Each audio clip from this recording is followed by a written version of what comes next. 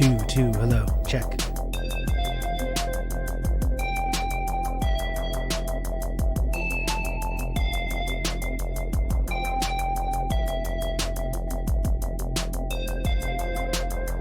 at this bad boy.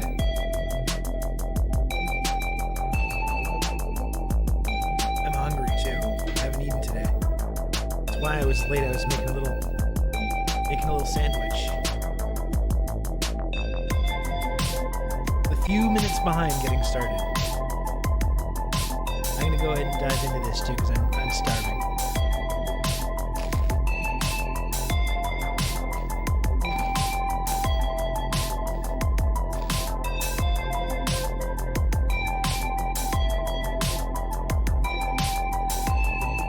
I give it a little broil, which I normally don't bother to do. I gave it like 5 minutes on the high broil there in the oven. Put the melted cheese. I put some spicy pickled eggplant and some pepperoncinis on there with the salami and mozzarella and some pepper.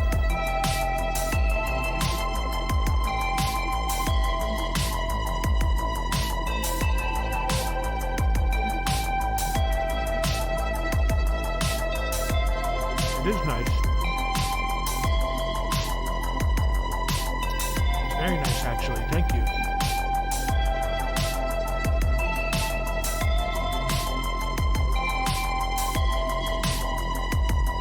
I don't use the oven very much. Sometimes, but I haven't been using the oven too much lately.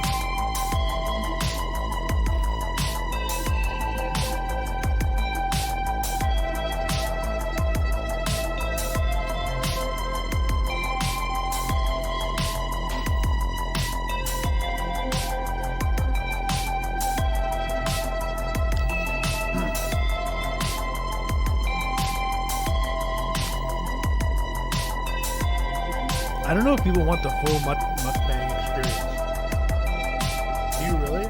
Do people really want? Oh yeah, it was also not turned down. Usually I turn the volume down a little bit. No, crackety. You think you can get away? You think you can get away from this? That wasn't intentional. I forgot to turn the music down.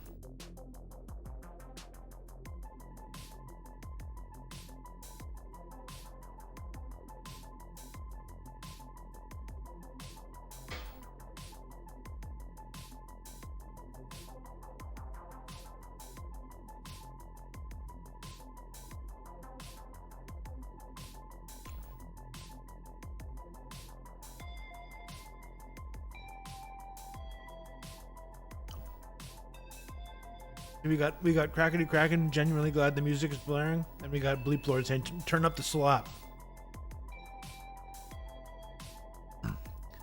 Very polarizing.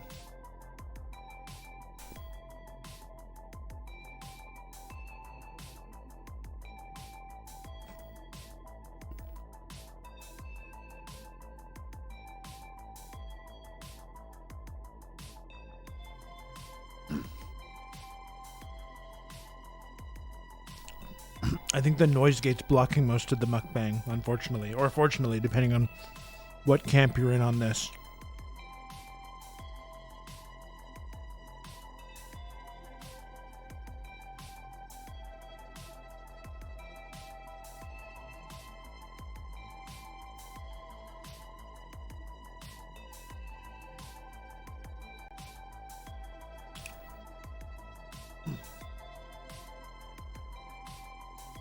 That's good.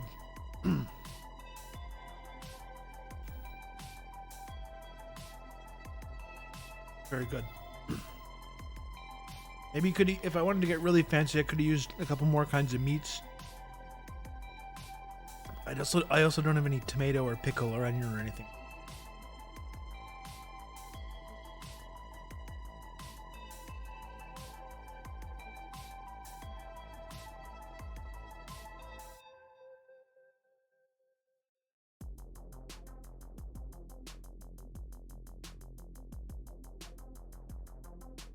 That's satisfying.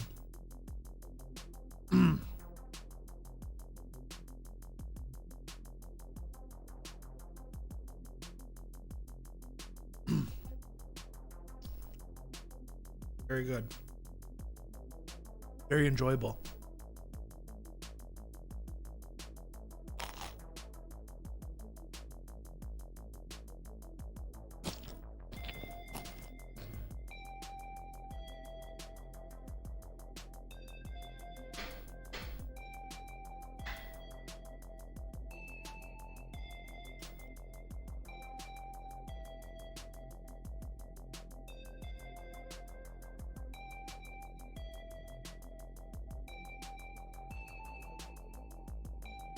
Tremendous.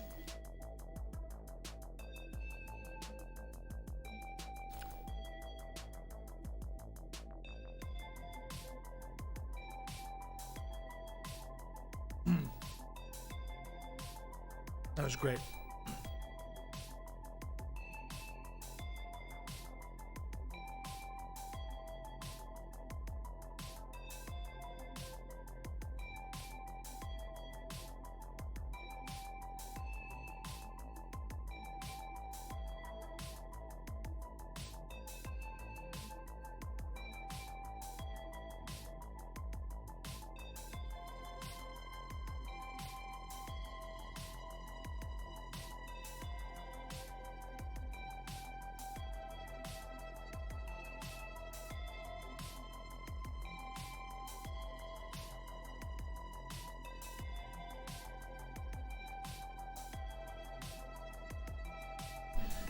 That was very satisfying. I'm actually wearing jeans today.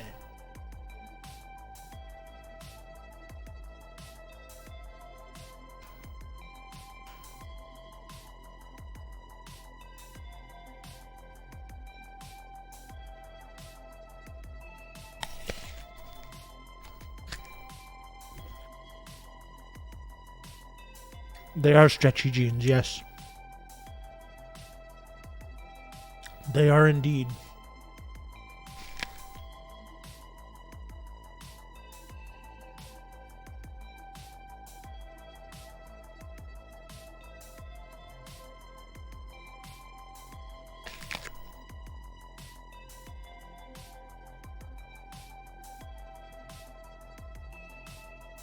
Hello, Dakadoon.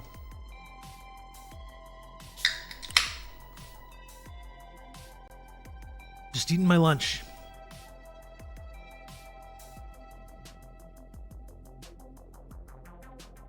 Oh. This is very necessary. This is much needed.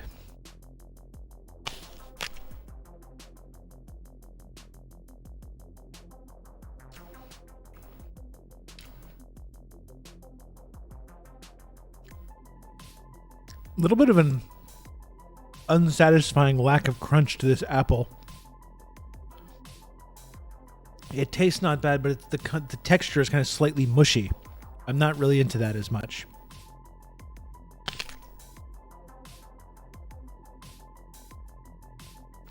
Similar with my grape preferences, I need to have a nice snap in there. You know?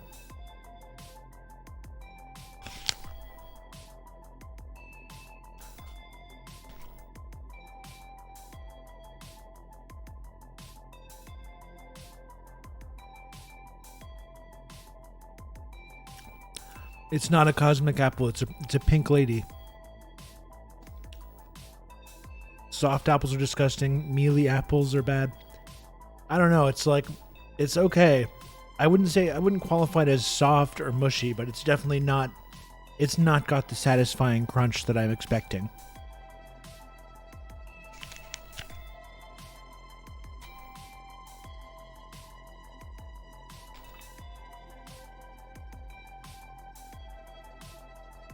I'm wondering if this is just the one of the bunch that's like this, or if they're all going to be like this. That'd be very disappointing.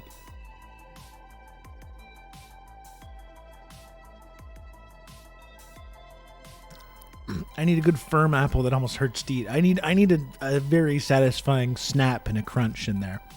Absolutely. Nikki says pink lady apples are my favorite. I do enjoy them. They're not my favorite, but I do enjoy them. As you all know, I am Honey Crisp squad. Honey Crisp gang.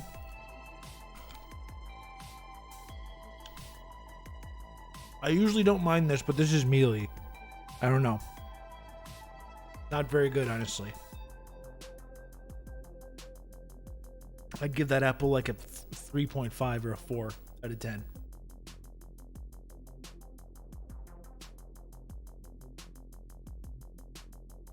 I'm gonna go throw it in the garbage. Get this out of my sight.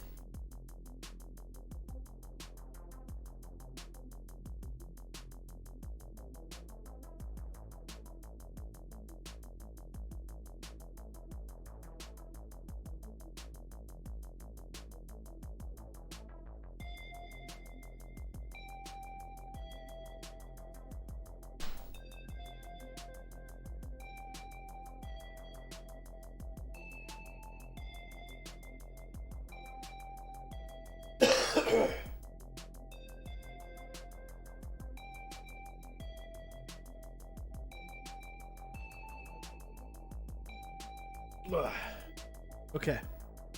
I'm almost ready to go here. I know I promised to start this show at noon at the latest. Today was a little bit trickier. I was actually applying for a job earlier this morning. I was writing a cover letter and getting my resume going to a part-time job or just like a contract, which would be really good for me to get because it would allow me to continue doing this show, which I love to do, and also would give me a little bit of breathing room, which would be nice as well. So keep your fingers crossed for me that I'm going to get this job I just applied for.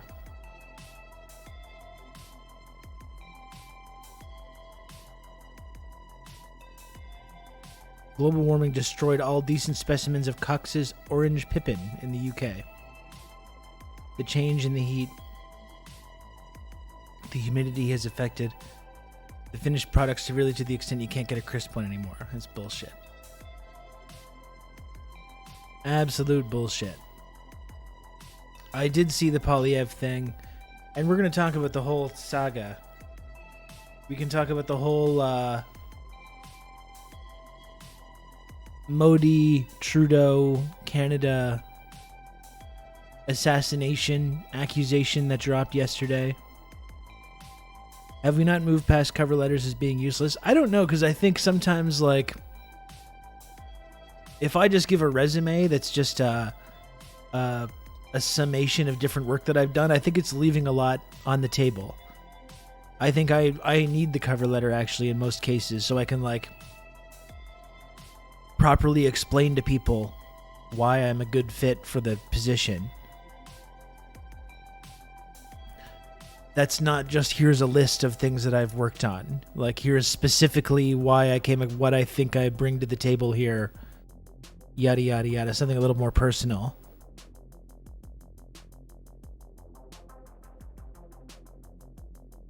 Not that it's really worked that well in the past, considering here I am on Twitch, but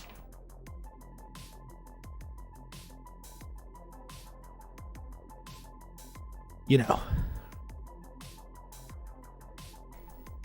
we'll see how it goes. All right, we'll see how it goes.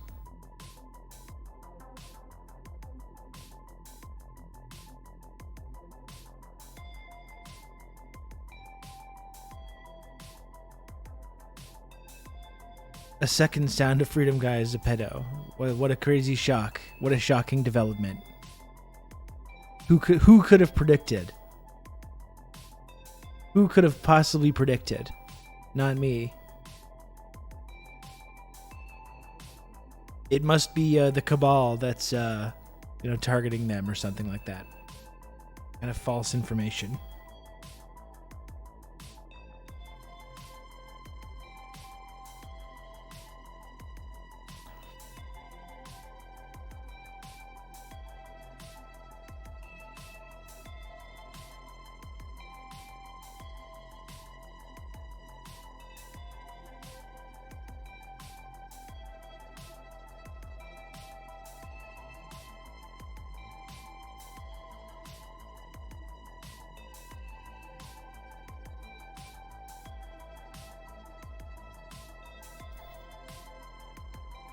What's going on, everybody? Hey, now that I see Marty in the chat, I'm wondering, Marty, have you seen the movie The Prestige?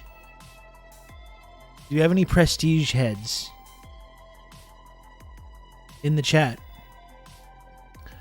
I I listened to a podcast episode on The Prestige, which made me want to revisit the movie. I hadn't seen it in a while and rewatched it this week. One of Christopher Nolan's best movies for sure.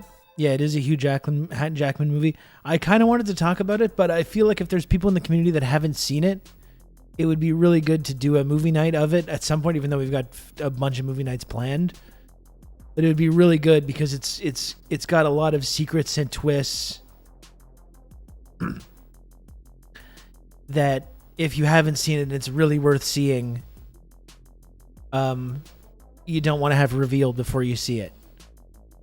I kind of wanted to talk about it a little bit, but now on second thought, I don't think it's really a good idea if there's people in the community that are not familiar. I think it's Nolan's best, that or Memento. Bolden says that or Inception. Yeah, it's definitely up there. I would say it's around with like that or Memento as well for me. I like Inception a lot as well, but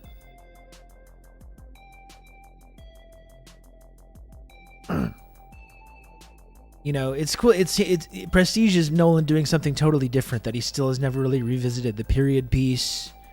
There's no like real action in it. There's no explosions or anything like that. Big practical stunts or anything, but just a really cool story, non-linear storytelling, nice performances, all kinds of weird mysteries and twists and turns and secrets. I don't think Inception holds up quite as well either. I think overall, I think that's one of Nolan's main problems as a storyteller and a writer, is that I think sometimes thinks he's more clever than he is, and I think a lot of the time you start overthinking a lot of these films. Nothing about them makes real logical sense, which is okay because it's a movie, and like if you can suspend your disbelief and just enjoy the movie, and it's fine. But I think Inception is like that. I love The Dark Knight, but I think The Dark Knight also falls apart the more you think about the plot and the more you think about the Joker's like overall plan. Like the more you think about it, the less sense it makes. I think Inception is similar to that. Prestige has some of those same problems, but it's just so different from anything else. And just really cool and fun movie with some really, really interesting twists and turns.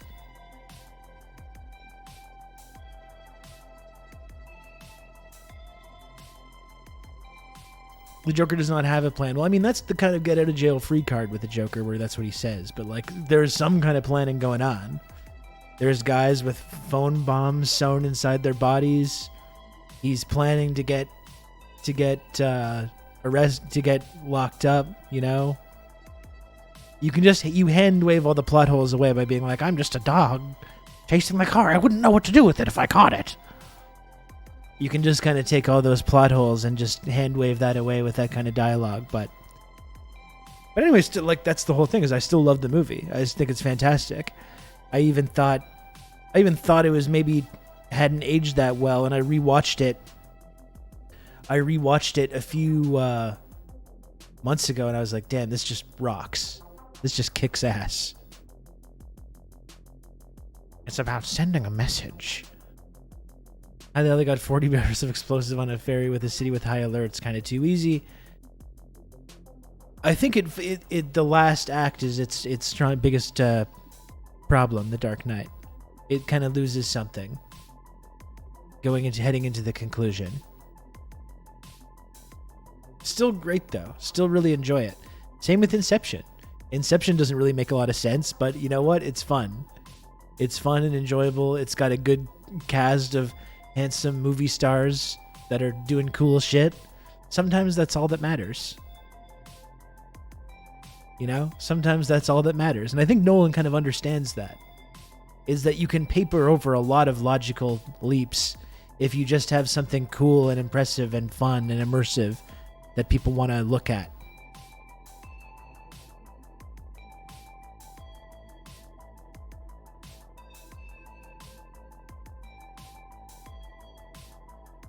That's a big, I mean, that's a line directly in Prestige, you know, which is like, you can map onto sort of Nolan's filmmaking ethos. He's like, you want to be fooled.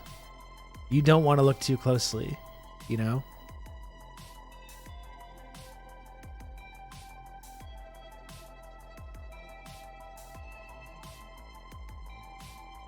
Not really a Nolan fan. I think he's a fine director, but his stories are meh. It really depends.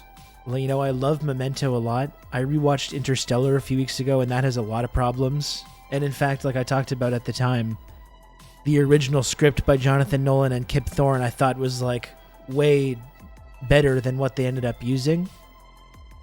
A lot of the changes that Nolan made to the script of Interstellar I really just didn't really like. Even though there's some nice moments in the movie, and it's overall still pretty enjoyable to watch.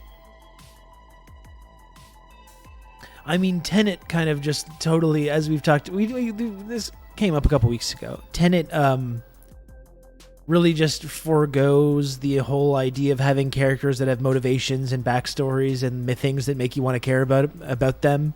Tenet is really that Nolan thing just in full effect. Just like, here's so much of cool stuff. You don't need characters and arcs and this kind of stuff when you got backwards fighting. You know, you have backwards driving. And there's still a lot of really interesting things in there. That's even hinted at the end of the movie, is like the arc hasn't even really begun yet. Like, it's only now starting. Bullet go backward. Exactly. Have you ever thought about that? I've never seen Memento, but I absolutely hate Interstellar. Inception was okay from what I remember. Dunkirk is annoying simply because I'm tired of another white-centered World War I and II movies. And that's fair. I don't think I saw all of Dunkirk. I would probably want to watch that again. You do have to see Memento, though, because that's kind of the thing about Nolan, is he set such a high benchmark with his very first film that it's really hard to live up to that. And Memento just still is just fantastic.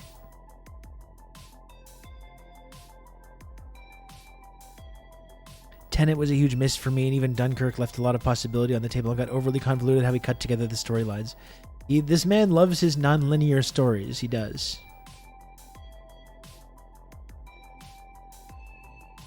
Tenet is visually interesting, but I'd sooner want it to be a silent film instead of telling me not to think about things, but then explaining everything constantly. That is the funniest thing in the movie, when she's just like, don't even think about it. Try not to think about it too much. I do wonder if Tenet has rewatchability quality once you kind of know the idea of it, or if you notice stuff if you watch it in reverse or anything like that. I'm sure there is. I think like there are layers to these films.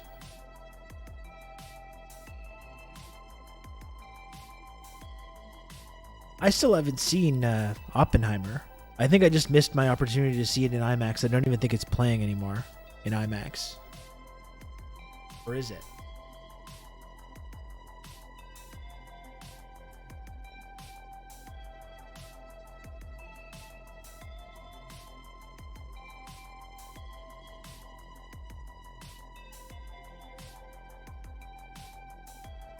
There's still a couple of IMAXs showing it. I still could, in theory, I could still see it in IMAX.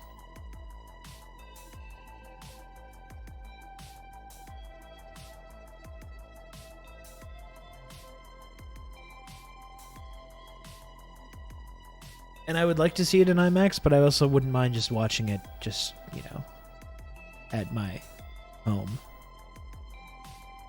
I don't know if it's mids. I mean, I've seen a lot of people that I really respect that think it's absolutely fantastic.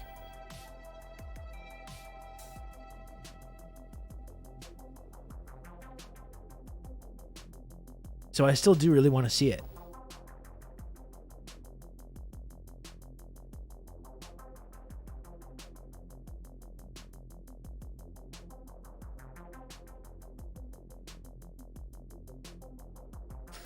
But, yeah, the Prestige, though. And we've added the Prestige to the movie night. That's good. That's going to be fun. And it's now, since I just recently watched it, I can wait a couple months or 6 weeks or so and watch it again. And I'm really looking forward to that because I really do love the Prestige. It's definitely one of his best films. Oppenheimer is good. Theoretically, you don't need IMAX for it, but I don't know because Nolan aspect ratio hits that movie hard. I heard so IMAX was the only way I was watching it. I mean, that's it. It's like, even if it's just dialogue scenes of people talking, I think that can be really cool.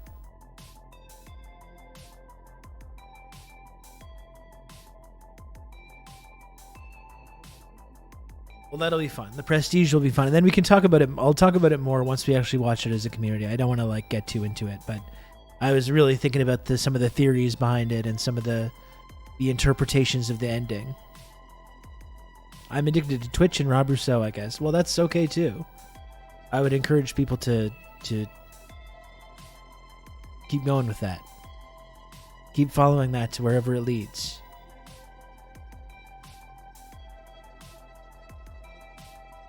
The newest Mission Impossible was not good. I didn't see it. I haven't seen it yet. I kind of missed out on... All I ever see is kid movies. I saw the Ninja Turtles movie. I saw Blue Beetle. I've seen like every big kids movie that came out, but I didn't see Mission Impossible. I didn't see Oppenheimer. I didn't see Barbie. Most of them are kind of not good. I don't agree with that. I think they're really good. Although I've heard there's a weird reassessment of 2 coming out that I've never really considered because I really didn't like that much when I saw it in the 90s.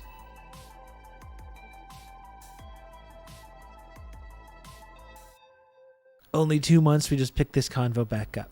There we go. Yeah, I did see Blue Beetle, which I quite enjoyed, actually. I think that was one of the better superhero movies that I've seen in a while. Blue Beetle was significantly more enjoyable than The Flash, which I also saw.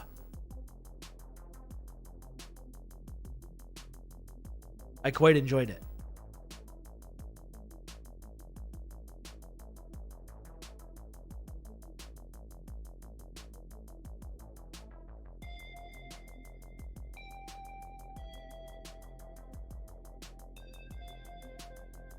I can't believe you watched Flash in theater. Yes, I did. Yes, I did. It was something else. Downloading Blue Beetle tonight, might check it out. It's honestly, I would recommend it. It's fun. It's fun. It's not overcomplicated. It actually has decent politics for a comic book movie. It's a nice kind of heartwarming family story at the heart of it. A very enjoyable kind of family characters.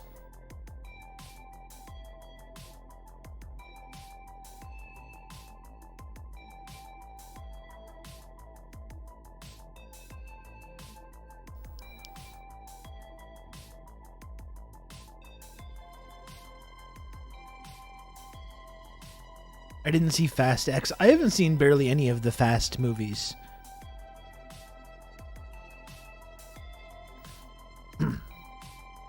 I don't even know if I've seen an entire one. I think I watched some of Too Fast, Too Furious at a hotel a couple weeks ago. I don't know, I never was into them. I never really felt compelled to watch them.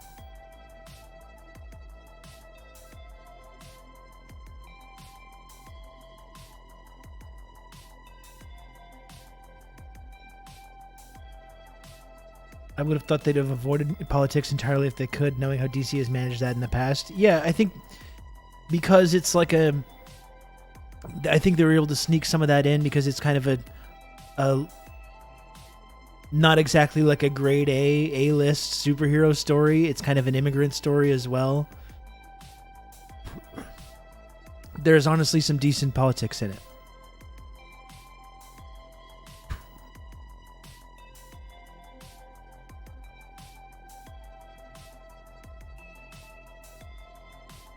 It's cool to live in a time when Star Wars has Thrawn and Marvel has Blue Beetle, and I really don't care about any of it. DC, I mean. Blue Beetle is DC. I think it's like the first film that's surviving the James Gunn verse. I haven't watched any of the Ashoka stuff either. But Blue Beetle is honestly quite good. I think that's what I was saying when I talked about it after seeing it in the theater, is that it's still, I think they still spent like 150 million on it. And to me, I think you got to make Blue Beetle for 70 mil tops, you know? And then you have lower expectations. I think it was a bit of a flop, partially because of the writer's strike as well.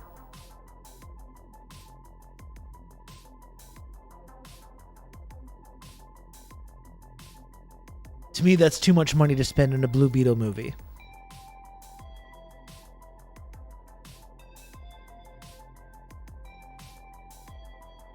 The new Mortal Kombat came out today, started Rob Tournament. I've never been I loved the original Mortal Kombat games, like 1 and 2 and 3, but I've just never really been that much into fighting games. I think the learning curve and the difficulty curve is just so high, and the people that get really good at them are like impossible to play with.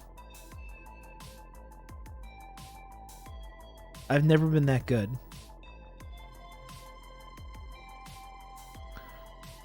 I do like Johnny Cage, though. I was a Johnny Cage guy.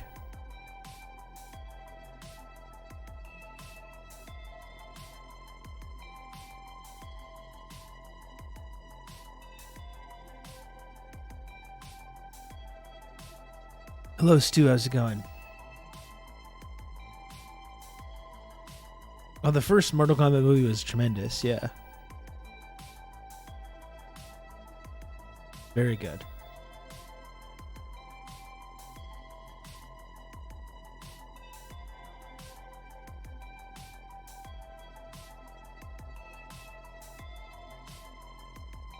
Everyone's freaking out about this India stuff. I don't doubt it. We're going to talk about it today.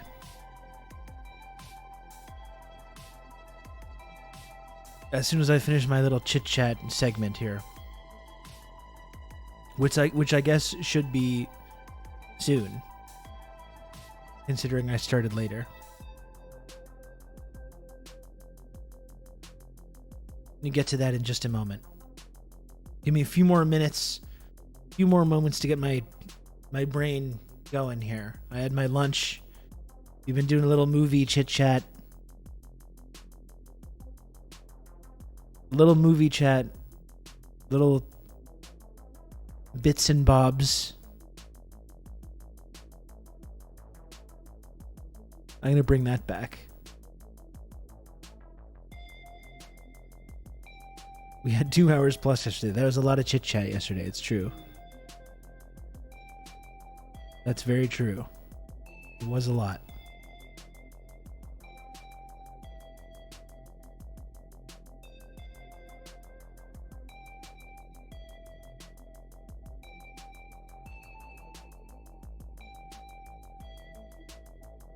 DC feels like they're just using their movies to look past to the next movie rather than use it for the movie people came to see.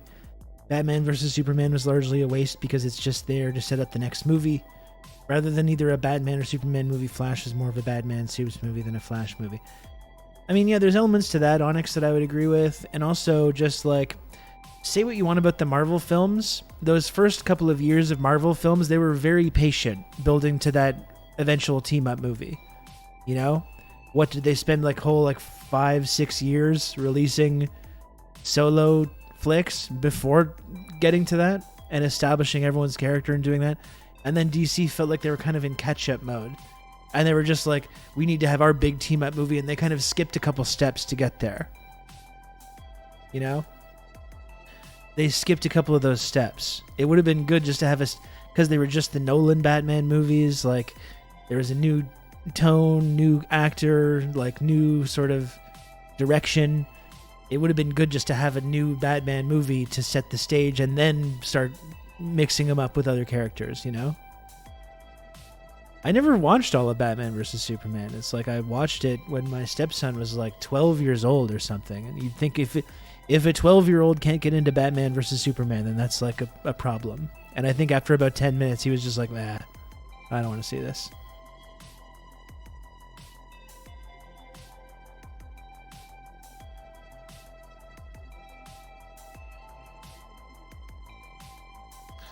DC cheated to get Justice League and got scared when Green Lantern flopped, whereas Marvel was fine rebooting Hulk to get it right.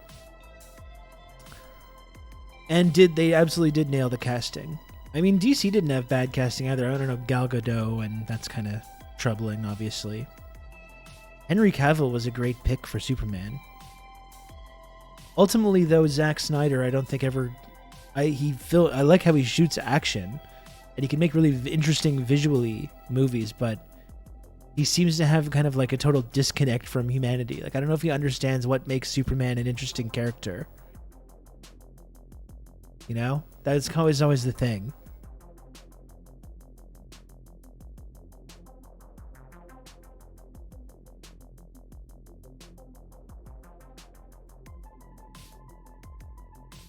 The Brandon Routh Superman movie wasn't that great overall, but he was a fantastic choice for Superman, though.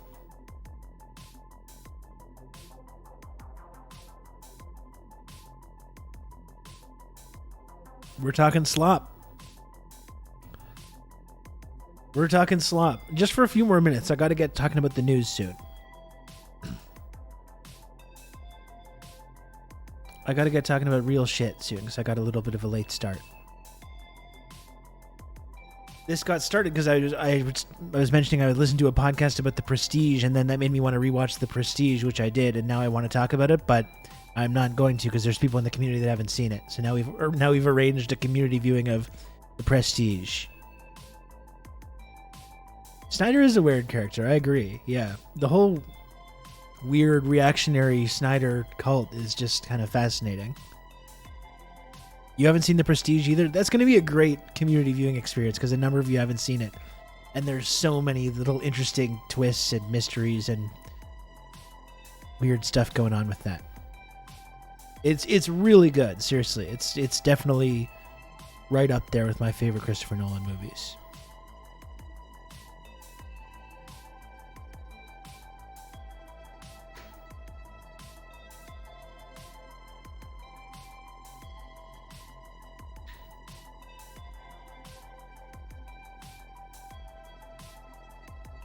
And Edison and his thugs, that's right. Hard to find good media when everything is owned by the same people who've been producing stuff for the last 30 years, in addition to everything turning into a culture war. Exactly. Everything's turned into like an IP battle royale culture war pablum, which does make it more difficult to get into any of this stuff. I don't really follow DC, but I read Snyder was one of the only people there to stand up for Amber Heard, which makes me like him. Yeah, that is good.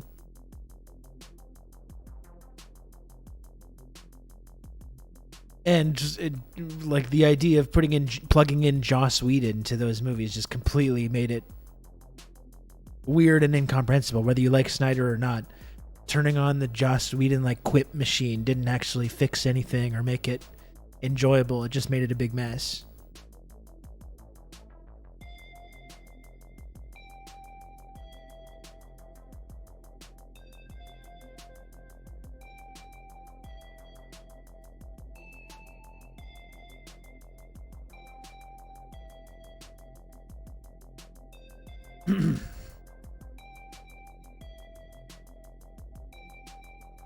Really good episode of the Insurgents podcast this week.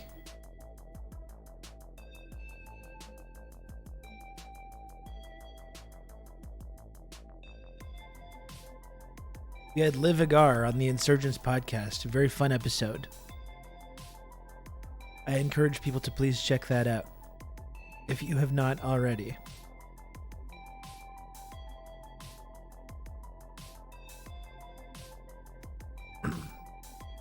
And we talked a little bit about this like assassination then as well. And I floated an idea which I'm interested in talking about today, actually.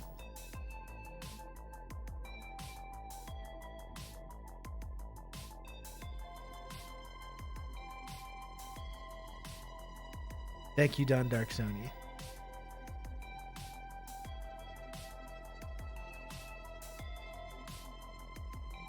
Thank you for the intel.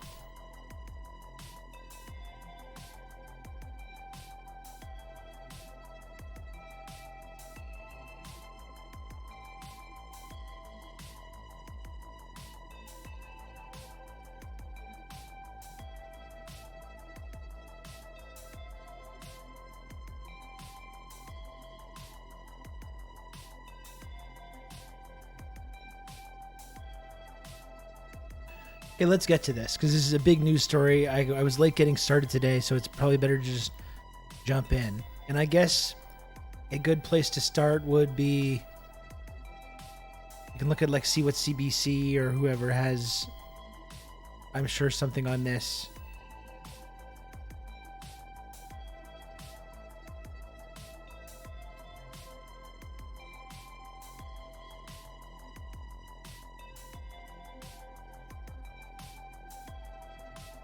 Okay, let's dive into this story. Okay? Let's dive into this story, folks. Enough fucking around here. Enough screwing around.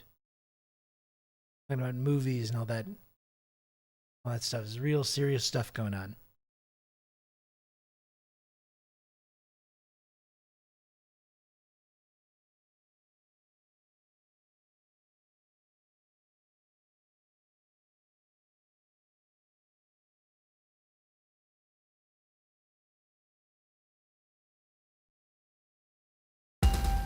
Explosive allegations link India's government to an assassination in Canada. The killing of a Canadian citizen on Canadian soil. In June, Hardeep Singh Nijjar was shot dead in BC. India had branded him a terrorist. CSIS had warned he could be a target.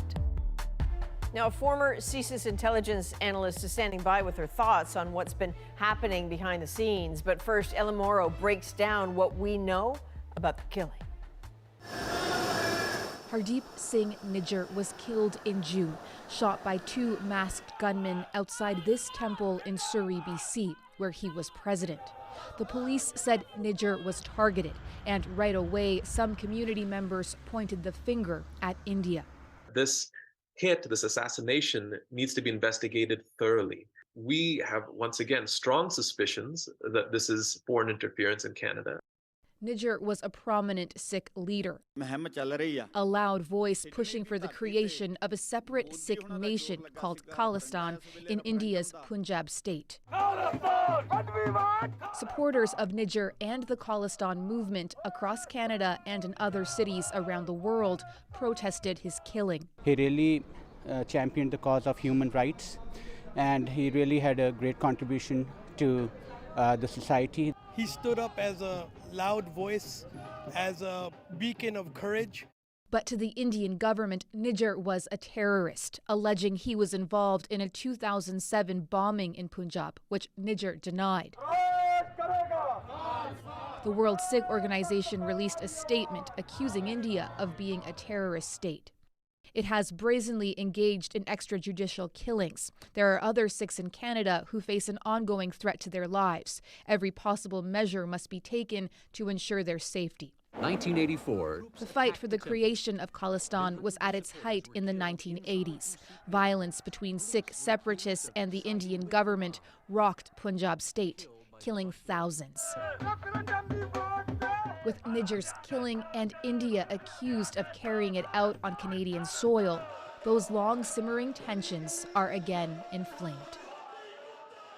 A lot of questions remain here about what happened and what happens now. So to help us break it down is Jessica Davis, a former CSIS intelligence analyst. She's in Ottawa. So Jessica, can you walk us through We always need to hear from the fine happen folks of between CSIS on this. the murder of Hardeep Singh Nijjar to the Prime Minister accusing a foreign country? Although I should say, I don't think, even though we need to be skeptical of everything that comes away out from the security state, obviously, and these intelligence community types, that doesn't mean that we should doubt that India was involved in this or responsible for it. I mean, there's a lot of evidence to that end. They're going to get into some of this, and we can talk a little bit about what's going on kind of under the surface of this story, after we watch this setup here. Idea of helping to murder a Canadian citizen on Canadian soil. The way that I see this and how this probably happened is that there was actually probably parallel investigations ongoing. So as soon as I saw who was murdered, it immediately sprang to mind that this could potentially have some element of foreign interference to it. Obviously, I'm not alone in that supposition.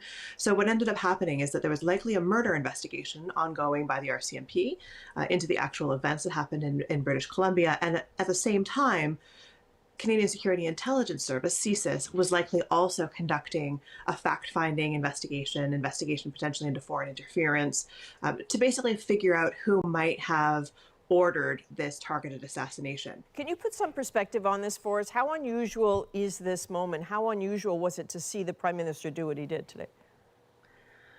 It's extremely unusual for the Prime Minister to stand up in the House of Commons and say anything about foreign interference, let alone be so specific about what country we're talking about. And then to tie those actions to a murder or a targeted assassination in Canada is, I would argue, unprecedented.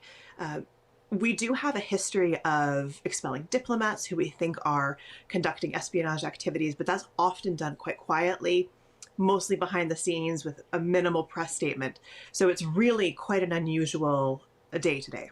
And I guess that leads people to wonder, given that, what happens now? I mean, Canada just expelled the head of Indian intelligence in Canada. How does this country move forward with bilateral relations?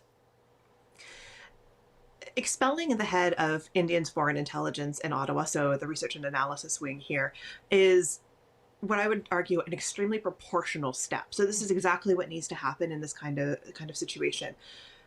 India will try to get someone else in to fill that role. Foreign Affairs will make decisions about whether or not that person will be accredited to the High Commission. This is going to put a serious damper on things like trade, well, not necessarily trade, but things like technology transfers, sharing of information. Certainly the intelligence sharing relationship will be curtailed further than it already had been. So there's some serious repercussions for the Canada-India relationship. One last thought. I'm just curious, from a security perspective, we hear Iranian dissidents, for example, tell us stories of being targeted here, afraid here, Saudi teams being apprehended at Canadian airports. What's the perception of Canada? Because they tell us they feel like Canada is perceived as a bit of a mark in that sense. I think it's very clear that states think that they can operate with absolute impunity in Canada. A state's first move in foreign interference is not a targeted assassination. There's almost certainly been plenty of other foreign interference activities being conducted. The official rules only let the USA do terrorism and assassinations in your country. Thank you. Community. So there are people that we really need to be listening to at this point in time to understand the scope of that activity. But it's certainly been the case over the course of the last few years that many countries have been operating with relative impunity in Canada. We have been weak on foreign interference in this country. We've taken a few small steps to make ourselves more resilient against this threat. In fact, we're jumping at shadows when it comes to... this particular incident demonstrates. I mean, that's the interesting thing, is that we're jumping at shadows when it comes to Chinese foreign influence in our country. But as we've talked about endlessly on this show, we're a lot less comfortable with calling this out when it's Israeli foreign interference, when it's Saudi foreign interference, or India. I mean, India has been a close ally. India is kind of like a part of the sort of Western global imperialist structure. India has been, like, if not a client state in that, an important cog in that. And that seems to be the thing, is that we'll accuse Iran or China or countries that we have these like frosty relationships or increasingly hostile relationships with of interference. But overall, we totally look the other way when other places do engage in this kind of stuff in our country. Like I talked about on the podcast yesterday, Saudi Arabia threatened to do 9/11 to Canada when we criticized some of their human rights issues, and they threatened to do 9/11 to Canada. And we were like, okay, hey, sorry, no problem. We don't have a problem here, you know?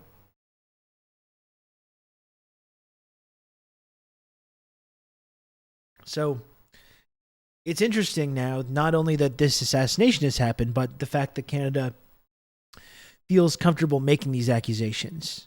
You know, that's, I think something we should explore a little bit. All right, Jessica Davis, thank you for breaking all this down for us. Thank you very much.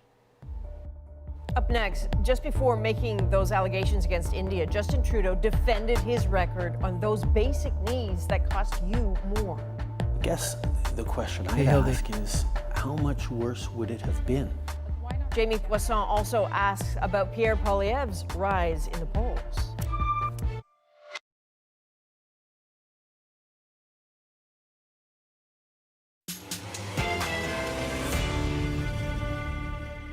when got Mossad questions used from Canadian passports to assassinate someone a few years back. I mean, yeah, I think there's something there.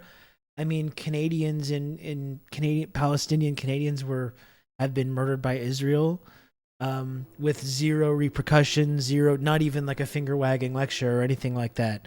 Americans have been killed by Israel as well. I'm thinking about the woman, years ago who was crushed by that Israeli bulldozer while she was trying to defend a home in the West Bank. And so this happens pretty regularly.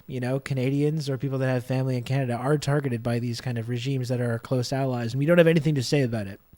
So what's different about right now? That's the question. Prime Minister who's losing the faith of young voters. Do you think you could have or should have done more for them? Justin Trudeau defends what he's done to get housing built. Government is always going to wear what's going on. And addresses the anger over basics that's fueling the rise of his top rival. What is this music? In an interview just hours before he made those public allegations against the Indian government, the Prime Minister sat down with Jamie Poisson, the host of CBC's daily podcast Front Burner, and she got right to the point. Also Sharina Bouakli, of course. Your polling numbers are pretty bad right now. They're as bad as they've ever been for your government since you took power in 2015. But the group that I really want to talk to you about today is Gen Z millennials, and you are polling particularly bad with this group. And I wonder if you reflect on it, why you think this group is leaving you in very big numbers, because they came out to vote for you in 2015, right? Yeah, absolutely.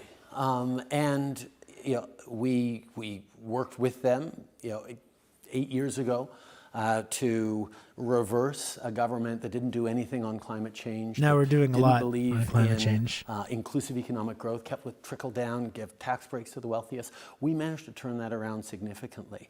And we're in a really good position when the pandemic hit. And then the past few years have been really, really hard, particularly on young people, where there is now a sense not just of the challenges of paying for groceries or paying for rent or anything, but the idea of home ownership, the idea of a really strong, exciting future seems further and further away now than it did just a few years ago. And that loss of hope and optimism is devastating for people's morale. Of course, they're gonna grumble at government, and they're gonna say that the world's going in the wrong direction, and we have to step up and make sure we're solving for that. So I hear you talking about how things have gotten worse for young people in this country since the pandemic, which there's truth to that for sure. But for sure, things were not great before the pandemic too, right? Like you mentioned housing. I remember back in 2015 when you appointed yourself youth minister, remember like you were like the guy, right? Yep. You campaigned on affordable housing. That was such a big part of your thing back then. And since you took power in 2015, how much public housing has been built? Benchmark housing prices have gone up 70% in this country. The average rent is now north of $2,000 a month. It's going up like $100 a month. How would you respond to the criticism that your government in the 8 years that it's been in power has done very little to bring more homes to market in this country? I guess the question I'd ask is, all we have how is much give worse would it tools have to been developers and if landlords. we hadn't put forward a national housing strategy in 2017 with $70 billion worth of investment that allowed for 2 million people, families, to get into new homes. After 10 years of a Conservative government that did nothing on housing. I mean, everyone understands housing takes a long lead time to actually make a difference. No one's actually building housing, though, in terms of the state. If we hadn't We're investing money, but where's that money going? To developers, to real estate developers. Everything would be much worse right now. So we actually kept things, on a slightly better track than they are. But there is so much more to do, and that's exactly what we're doing. Canada's immigration numbers have increased significantly. Famously a winning economic message I want to be clear, to this is not a people. criticism of immigration. TD Bank just said those immigration numbers could cause the housing shortfall to increase by 500,000 units in 2 years. And so why wasn't there a plan to ensure that this influx of people matched our housing? It's the Biden strategy. It's actually much better than you think. That is part of what we've been doing as a plan to make sure that we're responding to shortages in the construction industry, that we're bringing in the right kinds of skilled trades as well. That is also something that has been shifting over the coming years. These are not things that can turn on a dime, unfortunately. Government moves extremely slowly in responding to things, but it is moving. Why? Because you don't want a government lurching around everywhere and flipping back and forth. You want a plan that's going to steadily make things better in tangible ways over the coming year, over the coming years, over the coming decade. And that's where understanding and bringing in all the different factors, from global shortages to supply chains to inflation and interest rates to purchasing power. These are the kinds of things that come into building a plan like that, including around immigration numbers. Do you think you've moved too slow, though? I always say we could have moved faster. Absolutely, there's always more to do. So groceries have gone up 20% since 2020. That's a huge amount, 20% in 3 years. And today, the big grocery store CEOs are coming to Ottawa. You called them here. They got hauled here before, though. I watched those committees, the committee hearings, and they are pretty We're going to look at this later, too. That they didn't do anything wrong here, that they're not price gouging, and that the price of food is a lot more complicated and nuanced. The war in Ukraine, climate change. And so it's more nuanced. What's the than point that, of calling them here? Like, what do you think is going to happen? Well, first of all, for all their protestations, the fact is grocery stores, the largest chains, are making record profits at a time where Canadians can't pay for groceries. There is a disconnect there that they need to be directly accounting for. And we're going to have a very stern lecture for them while compelling them to do nothing. We said, bring forward plans, make a difference. You know, we're not really seeing much in the way of that. Or else what? This What are you going to time, do? We're Nothing. saying, okay, They're not going to do shit. now you're really going to do this, or else we are going to step up with things that will balance it out. There are real consequences now in a way that that I think government should be appropriately careful about intervening in market forces this way, but it's gotten so that that math that Canadians see, we're gonna large ask grocery politely chains that they making do record better. profits while people can't pay for groceries. Something's got to give on that, and that's what we're doing. So what's the consequence? What are you going to do if they don't come up with a Good plan that question. you don't like? Listen, we hope not to get down that, but there are a number of things that we can look at, including tax measures, that can balance that out. What would a plan that I'd like to hear some specifics they put on that. forward look like? Like what kind of plan do you want from them? Do you want them to tell you that they're going to bring grocery prices down, or do you want them to just stabilize prices? I think stabilizing is the first good thing, but seeing prices come down would be even better. I want to talk to you before we go to Lower your about prices. your main challenger, Pierre Poilievre, because they are now in majority win territory. But the young people, they're actually going to the Conservatives, right? Like right now, you're the third place party, but the Conservatives are the first place party. In the House? In the polls, sorry. Well, so, I mean, first of all, how many of our young people are actually answering polls? Well, I don't think David Coletto at Advocates Data is talking to landlines. I think he's talking to them. There's all sorts of questions, but the reality is polls. We were lower in the polls than we are now. 2 months before the 2015 election that we won in a majority. We were lower in the polls now in 2019 before we won that election as well. Polls are going to go up and down. In 2 years away from an election, if people are going to give more scrutiny to Pierre Poilievre right now and to the so-called solutions he's putting forward, I think that's good for democracy, and I think that is just fine. We have work to do, and we're focused on delivering for Canadians, and we're going to continue to over the next 2 years until the election. Look, I've been to his leadership convention, and we've been to his rallies, and we've talked to a lot of his supporters, people that have driven across the country to see him, to see this guy. Well, and these people are huge I would morons, say ma'am. that the energy around him is not dissimilar to the energy around you in 2015. And so, does that keep you up at night? Are you worried? I think Mr. Poilievre has been very, very clear that he sees a radically different future for the country than what we've been building around climate, around inclusive economic growth. There's very little reconciliation, difference. Around evidence-based policy, around defending people's fundamental It's rights. tweaks. It's neoliberal tweaks about how many who pays what taxes. And I'm confident that as Canadians look And who wants at to have the it slightly two more very social spending different versus visions for the slightly kind less. of country we want to be, there are going to be some really important and exciting political discussions happening around kitchen tables, boardroom tables, dining room tables, and all that. But what he's All saying different is kinds of clearly, tables. It's clearly resonating. You mentioned anger before. People are. Poilievre people is are just doing angry. conservative hope and And does change. that- Yeah, like Stu, like I've been talking about. it's this really hollow. That's a great Trudeau face. Wow. Like we've been talking about, it's this very hollow conservative kind of class politics or hollow conservative populism where he's talking about the working people, the wonderful working people of this land that do all the work, and everyone's getting shafted and no one can get a home and no one can afford groceries. And then just like talking about his solutions, which is cut social programs and cut the taxes of the bosses, the landlords, the real estate developers, the grocery barons, the oil and gas companies. Like, that's all it is. I mean, it's amazing that there's even an audience for that people haven't learned to like see through that completely bullshit rhetoric that conservatives use about this kind of economic populism, when their only solutions are to slash social spending and then cut the taxes with the very people that are, exploiting everybody. It's ridiculous, but it has been working very well, for sure. In fairness, a year ago, everyone was snickering when Polyev was voicing concern for 30-year-olds living in their parents' basements. Look where we are now.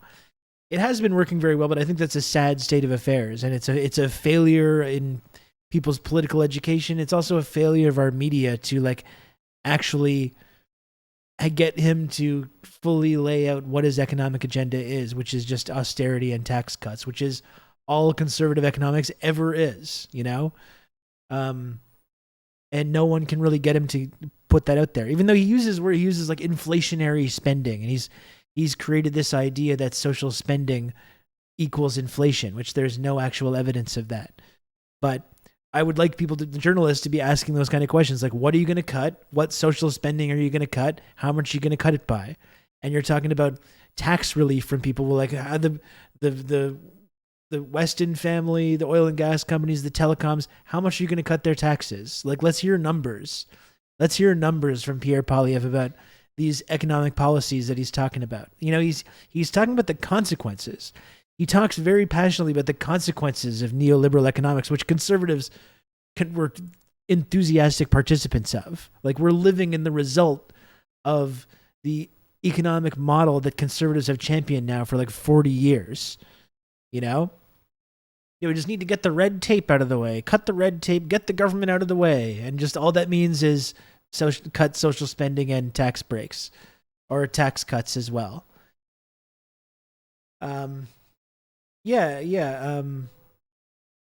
Conservatives won't release their platform until like 3 days before election day. They know they don't have to. And that's what I mean. I think it's a huge failure on the part of journalists to not like clearly outline this to people. And it's also a failure in people's political education that they can't figure this out for themselves.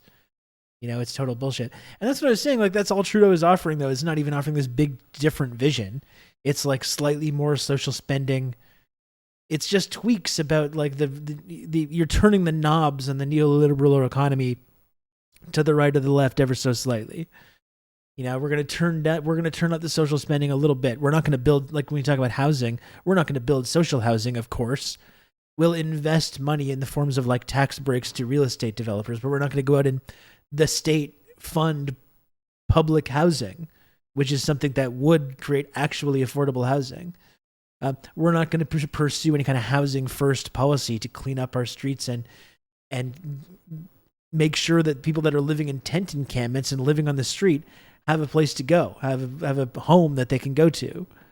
We're not going to do any of that. What we're going to do is we have a slightly different vision about who gets tax breaks and how much, and encourage them to build more McMansions that no one can afford.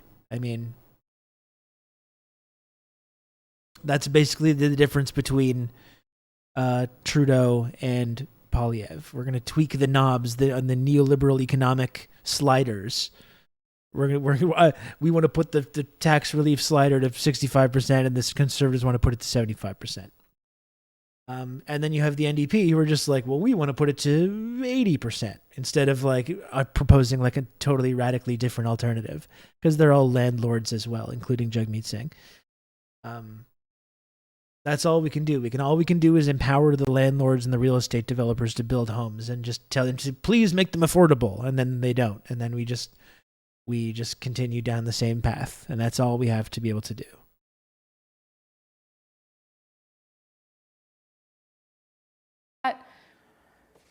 Are you worried about him? I Of think, course, yeah. I'm worried anytime. No, people no, are not about angry. him. Are you worried about going up against him? Yeah, no, because it's certainly what he's doing seems to be working. I am worried anytime Canadians are angry and pessimistic about the future, and not about politics. And I don't think talking down Canadians, talking down the economy, even if people are feeling down right now, is the solution to how we're going to meet and surpass the challenges that the world is throwing at every country around the world right now. Yeah, people are angry and worried, absolutely.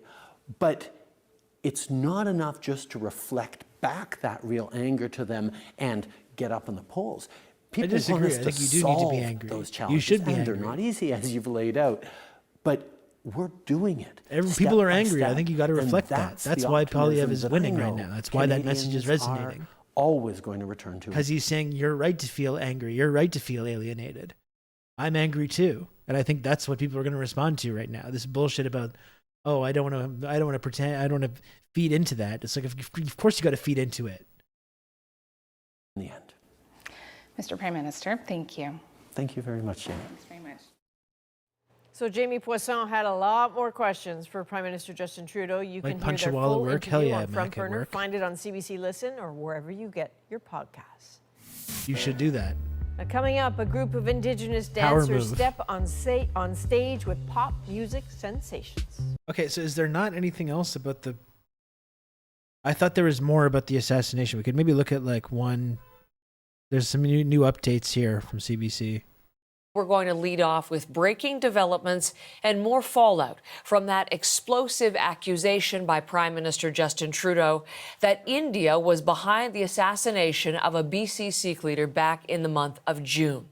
India angrily rejected that claim overnight, calling in the Canadian High Commissioner and announcing that it is expelling a senior Canadian diplomat within the next 5 days.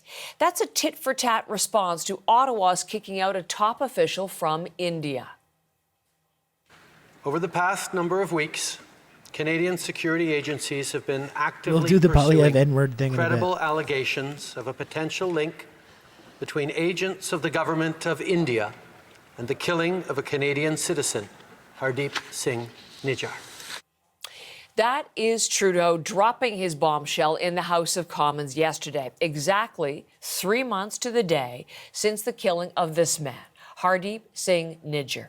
He had publicly campaigned for the creation of an independent Sikh homeland in India's Punjab region. The allegation further sours the relationship between the two countries that was already viewed as shaky at the very least after the recent G20 summit in New Delhi, where Trudeau is said to have raised the allegation. Nijjar's son also spoke overnight, and we'll bring you his reaction in just a moment.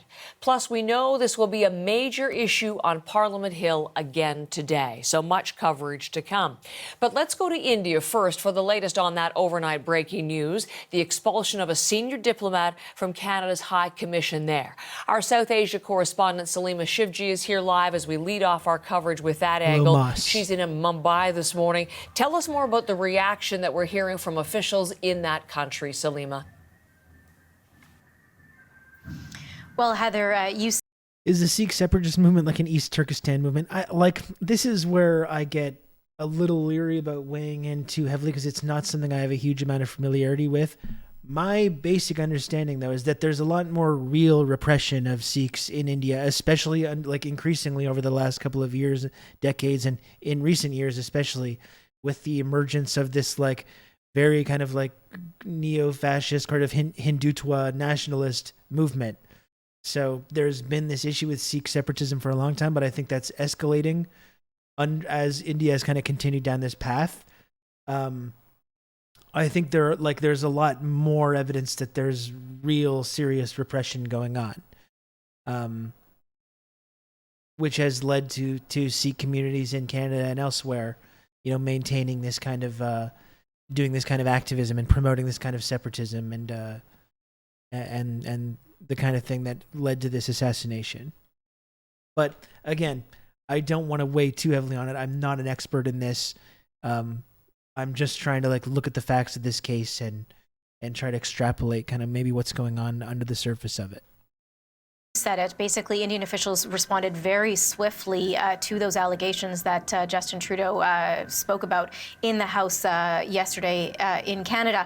They categorically rejected the allegations, called them absurd, and almost immediately summoned Canada's High Commissioner to New Delhi, Cameron McKay, who had to go into India's External Affairs Ministry, walking into that ministry, and basically he got a talking to, and he got that information that India was responding and was also kicking out a senior Canadian diplomat. They didn't name the Canadian diplomat, but he is a senior diplomat here, and he will have 5 days to pack up and leave the country. As you said, this is a retaliatory move, very much a tit for tat, and it was expected because Canada did, of course, expel an Indian diplomat, Pavan Kumar Rai, the Ottawa station head, who's in charge of Canada's the Canada section of New Delhi's Foreign Intelligence Agency.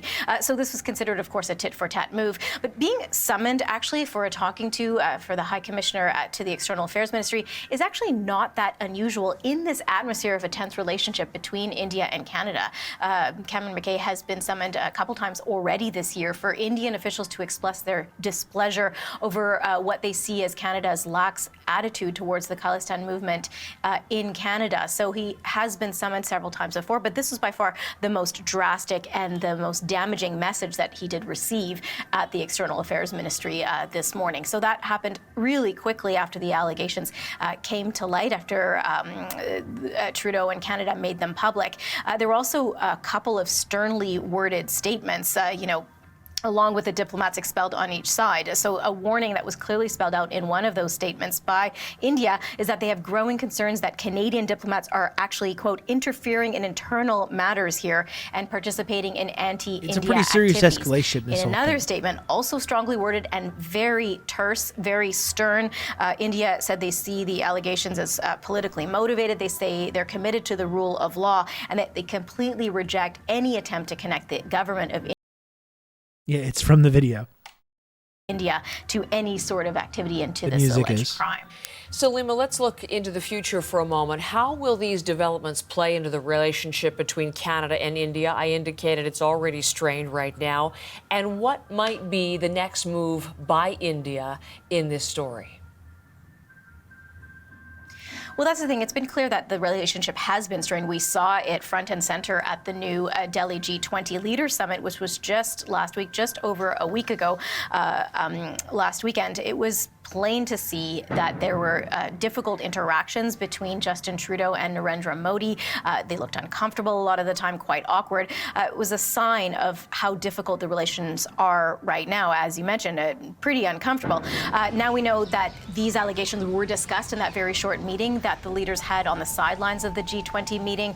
We also know that India brought up their issues with Canadian officials and how they're handling certain elements of the Khalistan movement in Canada. Didn't know the So G20 that actually was happened. proof of China just skipped how, it, so it's not important. low the relationship is currently, and people are saying, commentators and analysts here are saying, it's just gotten worse.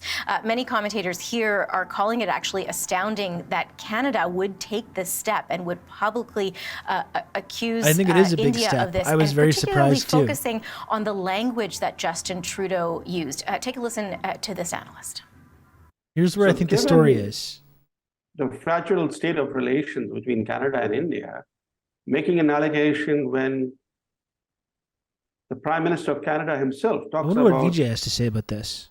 a potential link with India, only a potential link with India. In other words, Canadian security agencies have yet to find evidence of any Indian involvement in the killing. Why would he make an allegation at this stage? So that is what a lot of commentators and observers are asking this morning. Why would this happen? And considering the state of the relationship, which is surely getting worse, most people are saying. So they say there's a difficult road to climb to get back from this, and bracing for any other moves on either side, just to see what each side is planning to do next. Yeah, so it's interesting. Canada They says it didn't really expand on some of these questions. You know, they indicate and how surprising that it is that Trudeau's making these kinds of accusations, and I'm surprised as well. Again, like we've talked about, when it comes to Israel, when it comes to Saudi Arabia, have basically demonstrated over the last couple of years that there's not really much anything that they can do, including killing people that are Canadian or have Canadian ancestry, and completely getting away with it totally scot-free. And India is also a cog in the sort of global imperialist system that's been, if not a client state, a really important ally for America and by extension Canada. So that's what I was wondering, like, what's different about this? Like, why when Trudeau would not ever dream of accusing Saudi Arabia of carrying out something like this, they certainly wouldn't dream of criticizing Israel over this kind of thing, as has been proven time and time again. But it did occur to me, and also as we know, Canada doesn't exactly have an independent foreign policy. I don't think, no matter what evidence there is that India was involved in this assassination, I don't think Trudeau would make this really explosive accusation without running it by the United States State Department first and getting the okay from the U.S. State Department, because it has these big, far-reaching implications. So I guess one of the things that I'm wondering is whether it's possible that the fact that India increasingly over the last year or two has a little bit has been more willing to kind of play footsie with this burgeoning new global order. They've been neutral on Russia's invasion of Ukraine. They've still been trading with Russia and doing business with them despite being told not to by their Western kind of benefactors. You know, they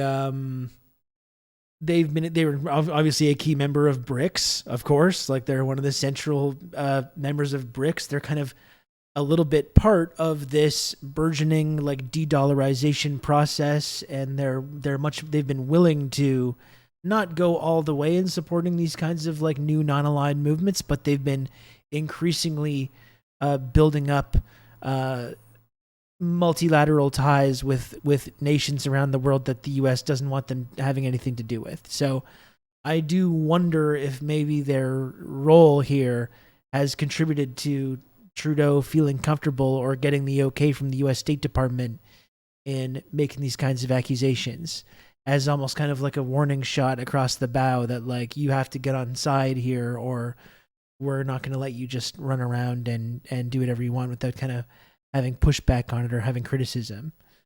That might be part of it. Of course, Saudi Arabia's, part of this, has a foot in this developing system of multilateralism or multipolarity or whatever you want to call it as well. But they still have so many cards when it comes to their control over global oil production that they're still really maybe somewhat untouchable. But I do think that India's kind of status and how it has this kind of a foot in this new kind of burgeoning global order contributed to Trudeau's willingness to make these accusations. U.S. apparently declined to join Canada in making the announcement or condemnation. I still don't think that it happens without it getting run by the U.S. State Department, though. I would find that really hard to believe that Trudeau would go out and make that kind of an explosive accusation that has all these kind of far-reaching diplomatic consequences without getting the okay from the U.S. They've taken heat from the States before, for sure. I really don't think that Trudeau would just do this without making sure the proper channels were informed ahead of time. Or I think it's really, really unlikely anyways. And then it gives the states this kind of degree of separation and they're able to kind of maintain the same diplomatic relationship. But I think there's something to that. I also think that, like, and this is another point I made on the Insurgents podcast last night that we talk about this. It's just when you see if India was involved in this assassination, I can't say whether for sure whether they are or not. I don't think it's that unlikely. Obviously, we need to be skeptical about accusations that are being leveled from CSIS and the intelligence community. Like, I think that it would be not very prudent to just believe every single thing that they say. I also don't think we should just automatically disbelieve it either. But if they were involved in this, I think it's also just like indicative of this kind of like culture of lawlessness and violence that the US has set this precedent when it comes to the war on terror over the last 20 years and even beyond that, where the US has like, if you're involved, if we accuse you of being involved in terrorism against our nation, like no matter where you are, whether you're in a country where we're at war or not, we have full unilateral right to assassinate you with a drone or whatever, whether you're a US citizen or not. Like we have this, that's what the whole CIA Obama era sort of drone targeted assassination program was about going after anyone that they deemed to be a security threat to them. And I think when you have this culture of lawlessness and violence that the US is supposed to be the kind of global hegemon and are the global hegemon, and when they're setting that kind of precedent, as we've seen with Russia and as we've seen with other nations, I think countries around the world are being more comfortable like following that lead and being like, okay, well, guess what? This guy's a terrorist, so we're gonna get rid of him, however way we think is appropriate, because that's the precedent that's being set by the United States of America. Or same with Russia. Like you guys invaded Iraq, you guys invade any country that you even claim as a threat. Well, we have all these credible threats coming from Ukraine. You've been pumping weapons in there. We're going to invade Ukraine. Like they're not shy about making that connection. So I think that's also a part of this story as well, right? Is that there's this culture of violence and lawlessness that the U.S. has been promoting, and they claim the unilateral right to do whatever they want if they feel their security is being threatened. And more, we're seeing countries around the world say like, okay, well, we're going to do the same thing because we're not going to abide by this bullshit rule where you claim to be the rules-based international order and you're able to flagrantly violate those rules whenever you want, but we're not allowed to. Like we're gonna do whatever we think is necessary. So I think that's really a part of it as well. Just the idea of the lawlessness and violence that the U.S. has established a precedent for. And now like countries like India, like Saudi Arabia with their assassination of Khashoggi and other incidents, as well as Israel, have all been like, okay, well, we're gonna do what we have to do to fight terrorism as well. There's nothing you can really say about it. But I do really do think that Trudeau would not have come out with these really explosive assassinations that have these big, far-reaching consequences without running it by his bosses in the U.S. State Department. I really don't think so. So I think that's probably important to keep in mind as well.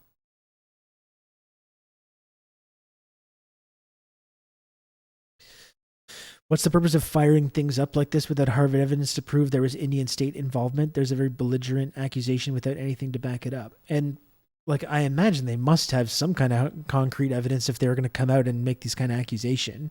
Like they must, right? Because you're right. I think if all they have is suspicion, they wouldn't, like, it would be ludicrous to come out and make this like public accusation about this. But I think those are my two main points, though, is that I think this has a lot to do with India's role in kind of like being a part of this. It has one foot in this new burgeoning global military and political and economic realignment that's going on, and they've got one foot in the old world of being kind of a colonial foothold or a client state. I think that has something to do with it, and I think it has a lot to do with the kind of culture of lawlessness and violence that the U.S. has inflicted on the world in their struggle and their fight against terrorism. You know, they've established a precedent that they can just assassinate anyone around the world. So it shouldn't be all that surprising that other countries are saying, okay, like we have the same right then. If you do, then so do we, and daring us to do anything about it.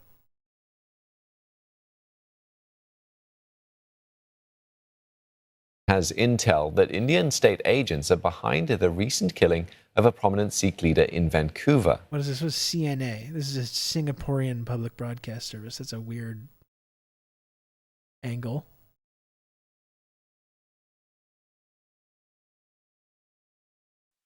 Here's Global. Here's Global's coverage. Breaking news this Monday night. Murder. By the way, folks, before we continue with this story, going on 1 hour and 42 minutes into this stream, I'm sitting here at 0 subs.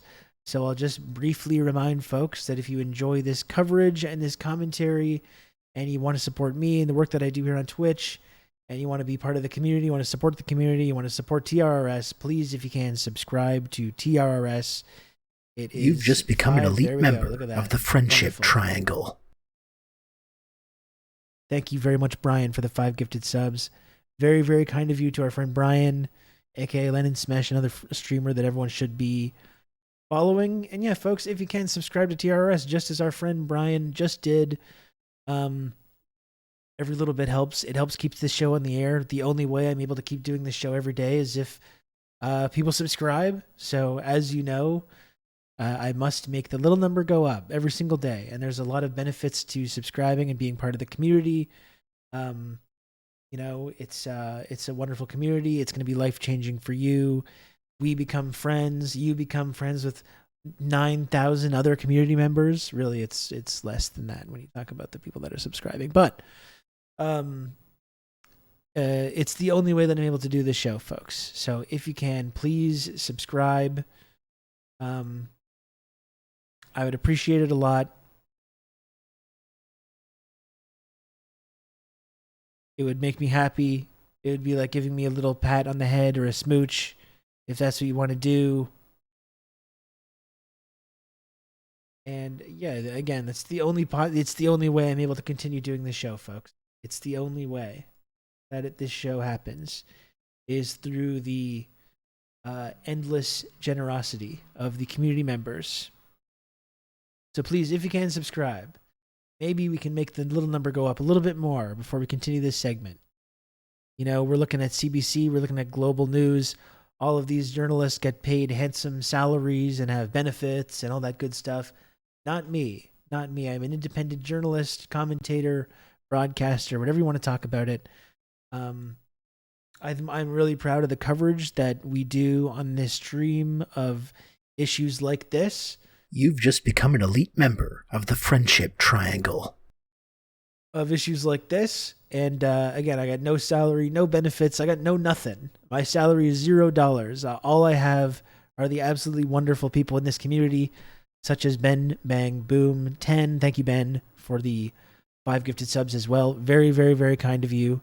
Thank you for that. Again, yeah, no salary, no benefits, no vacation time, no nothing. All I got is all I have is you, the viewer, the listener, the audience.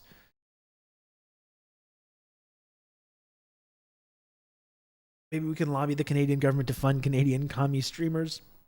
They throw money at fucking everything. Well, that's it. When we want to do our failing media industry bailout, we just give a bunch of money to the Post Media Corporation, who already owns all the media in our country and is already fabulously wealthy and powerful. I got no foreign backers. I got no state backers. I got no corporate backers.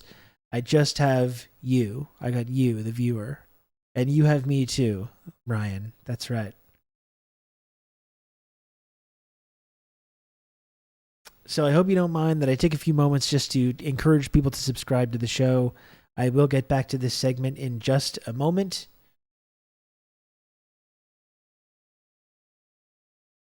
Rob, someone will say, yes, actually, we should actually remind grocery CEOs who runs this shit. Exactly.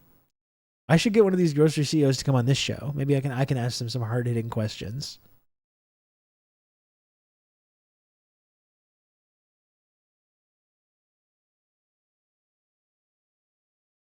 My hair situation has not been ideal. I think there's been a few moments where it looked all right. You can count on me. You're going to have good old Rob to talk you through all that. this.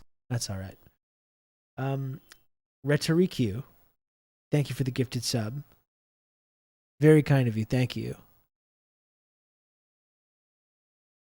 Interview him with your special interview knife. That's right. Instead of a mic. Instead of like the Bob Barker. Remember that little microphone? jabbing a knife in their face. That would be good. People would be really rushing to join the show.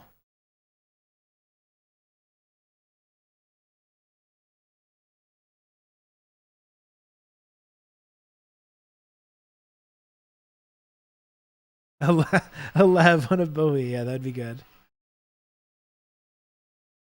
Narrator 9000 says, I subbed, but the number did not go up. That is unfortunate. I think sometimes you got to do it, and then you got to click the little button in the chat, don't you? Isn't there like a thing you have to do?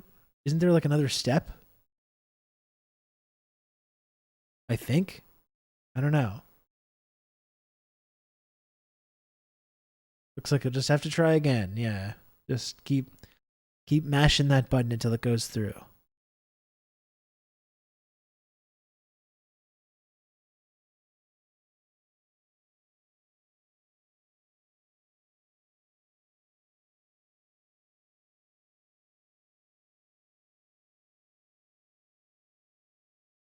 Well, anyway, are there any other takers, folks? Before we move on, are there any other takers? You can count on me. You're gonna have good old Rob to talk you through all this. That want to support this channel. Thank you, Don Darkzoni, for the gifted sub and for all the support.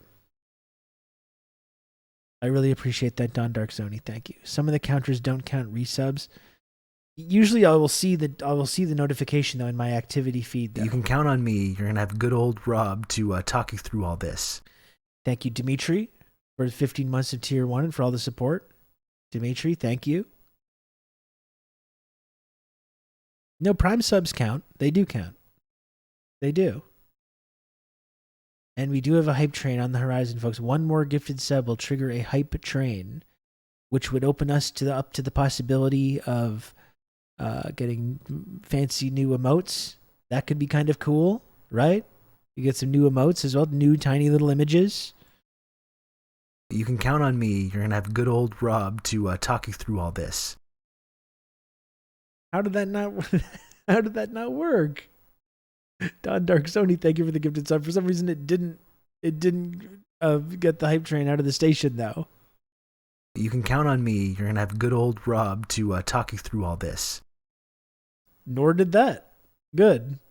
This is one of these DPRK hype trains. You got to get it and push physically. Don Darkzoni, thank you very much for another gifted sub and for trying to get this thing rolling. You can count on me. You're gonna have good old Rob to talk you through all this. No. Twitch is saying no, thank you. No hype train for you.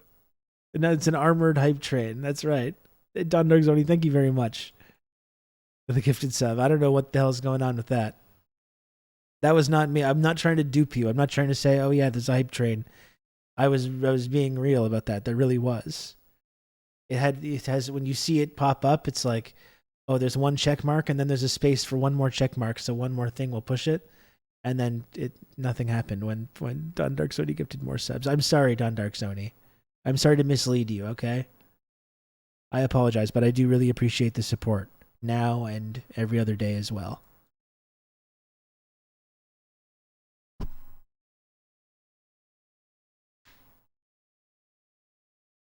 The hype train's respecting the UAW strike. That must be it. That must be it.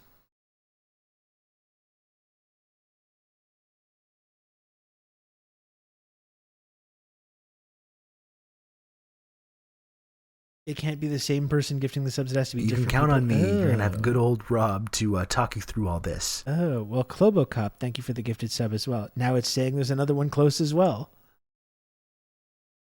And I don't want to tell you that it's close if it's not. I believe if one more person gives a sub, we'll possibly kick off this hype train. But who knows now at this point? Who knows? I don't know.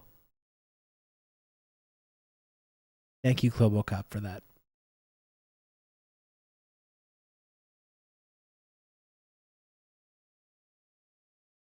Hello, Dave. How's it going?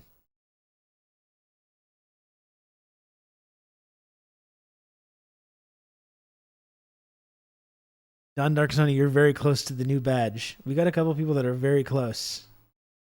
Don Darkzoni's at 33 months. I think King Window's the closest. Sean, you're at 31. Dr. Awesome's at 29. Moss is at 30. Marty's at 29. I'm so looking forward to seeing that new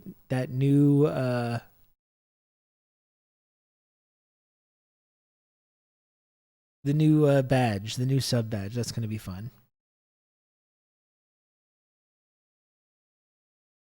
Yeah, well, we tried. You tried. Thank you, Chad. Well, hype train or no? Fuck a hype train. Who cares? Who cares? Not me. Thank you, Chad, for supporting the stream. I really appreciate it. The golden badge is being topped. That's right.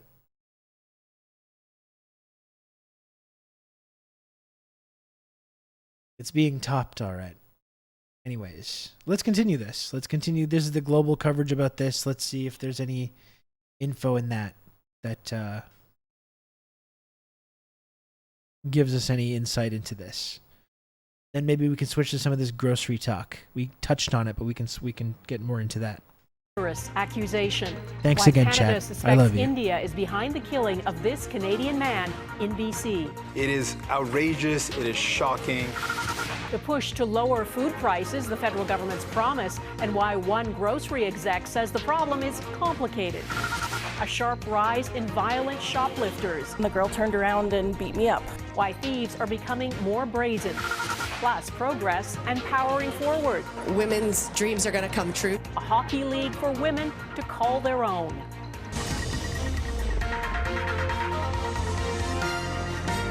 Global National with Donna Friesen. Good evening and thanks for joining us. We begin with allegations of a grave violation of Canadian sovereignty. Prime Minister Justin Trudeau says Canada's security intelligence agencies suspect the Indian government is behind the murder of a Canadian man on Canadian soil. Hardeep Singh Nijjar, a prominent Sikh leader, was shot and killed by two masked gunmen outside a Sikh temple in Surrey, BC in June. He was a vocal advocate for the creation of a separate state for Sikh people in India, where they are a religious minority.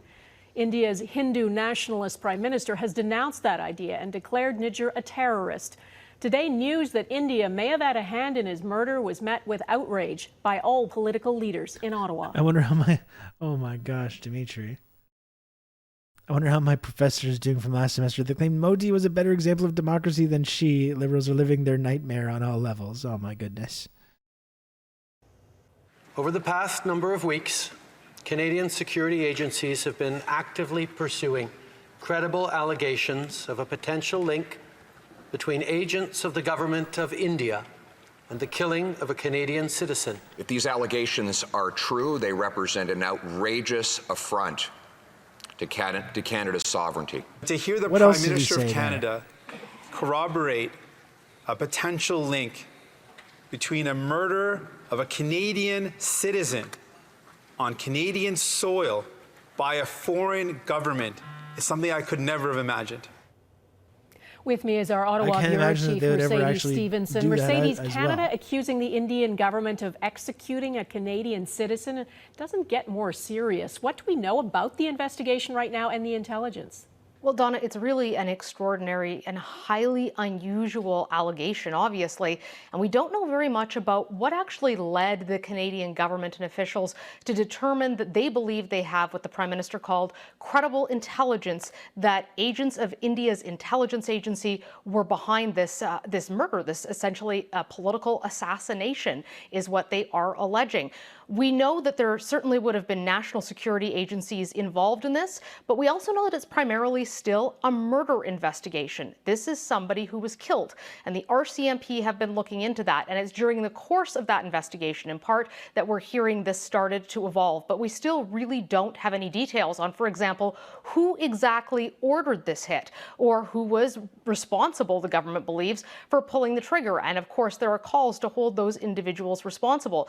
all of this tells us a little bit about the icy feeling that we felt from Justin Trudeau and Prime Minister Modi when the Prime Minister was in India recently. He says that he confronted Prime Minister Modi very directly in no uncertain terms about this. It is highly unusual for another G7 country and for a democracy to take this kind of extrajudicial action and killing on an ally's territory. So it's a pretty extraordinary day in Canadian history. Mercedes, what is Canada doing to try to get cooperation and get answers from the Indian government? Well, they're certainly calling on the Indian government, Donna, to answer questions. Whether or not they'll admit to the allegations the Prime Minister has made is an interesting question. But at this point, what we do know the Canadian government done is to have expelled a top Indian diplomat. It is a man by the name of Pavan Kumar Rai, and he was the head of the Indian Intelligence Service here in Canada. It's known as the Research and Analysis Wing. It's like India's CIA. So he is out of the country at this point. Here's what Minister Jolie had to say about that. We expect India's full collaboration to make sure that we get to the bottom of this. And as of today, and as a consequence, we've expelled a top Indian diplomat from Canada. This is now a very difficult situation for the Trudeau government because they were hoping to Modi shift the relationship, which is Modi soured didn't with seem China, too bothered to by the whole India, thing. of course, the Indo-Pacific strategy, Donna, and all He of was that. smiling, and he now, seemed obviously, okay. that is a very strained relationship, too. All right, Mercedes Stephenson in Ottawa, thanks. Well, before announcing that news about India, the Prime Minister and his cabinet were facing a barrage of questions about the soaring cost of living and the housing crisis. Plus, the CEOs of Canada's biggest grocery store chains were given... Let's see if there's any U.S. news about this, or maybe foreign news, and see what the angle is with that. By the way, I don't want to get too ahead of myself here. I do believe, though, that I am going to appear at some point on the Freedom Side with Eugene Puryear to talk about Canada and Canada's role in the world and that kind of stuff, which would be very exciting. It would be very cool and exciting to be able to do that. I am talking to Eugene about finding a time to do that, so... just letting you know, giving you the inside scoop on that's probably going to be happening at some point in the future. Just FYI. Maybe it's going to help grow the community of the show, get some more eyeballs on the work that I'm doing here. You know, in any case, it's just going to be fun and enjoyable, and I would be happy to do it. Do you know a lot about Canada? No, I'm just faking it. I know nothing at all.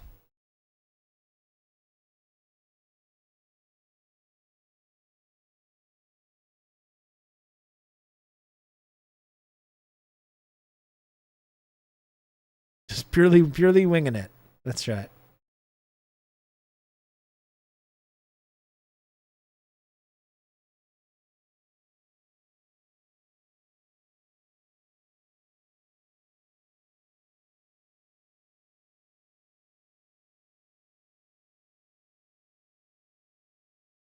Here's CBS. So here's the U.S. news hit on it.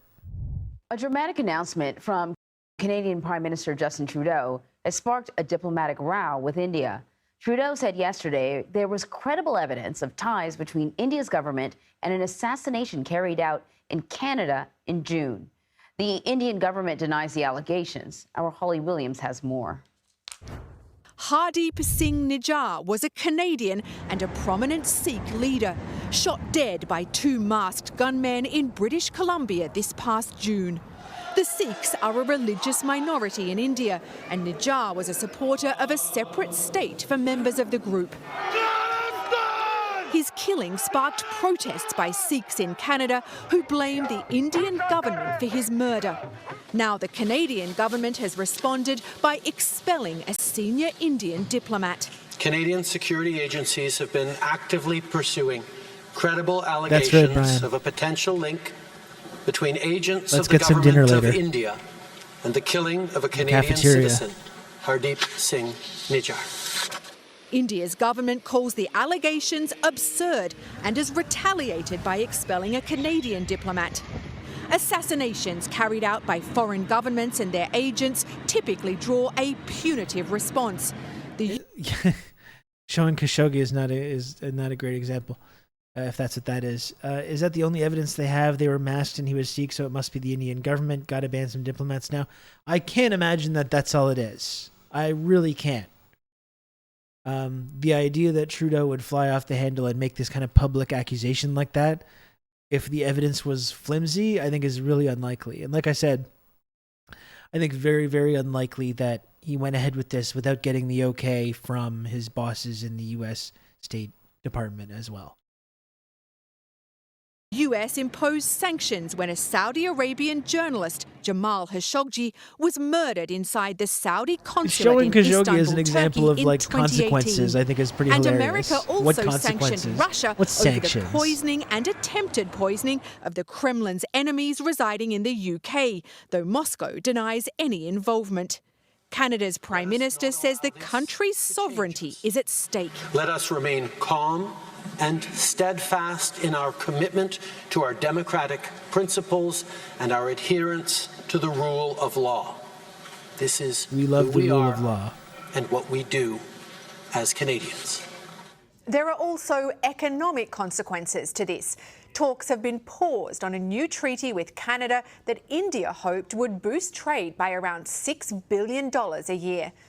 And again, I don't want to comment too much on the whole like internal politics aspect of it. Like I think people were pointing out in the chat that even though you can point to like repression of Sikhs in India, and like we were saying, this Hindutva nationalist movement has been openly repressing Sikhs as well as Muslims. Like it's been extremely violent and brutal towards the Muslim communities in India as well. So it's not like that's some kind of far out accusation. That is something that's been going on with our full knowledge that we have barely ever commented on also. I don't know how popular the idea of like separatism is like with the Sikh community in India. I think people in the chat were saying earlier that it's not a majority of actual Sikh people that live in India that believe in creating this separate kind of Sikh ethno-state. But again, like I don't think we can doubt that Sikhs and especially Muslims have been repressed by the Modi government, by this kind of Hindutva nationalist movement.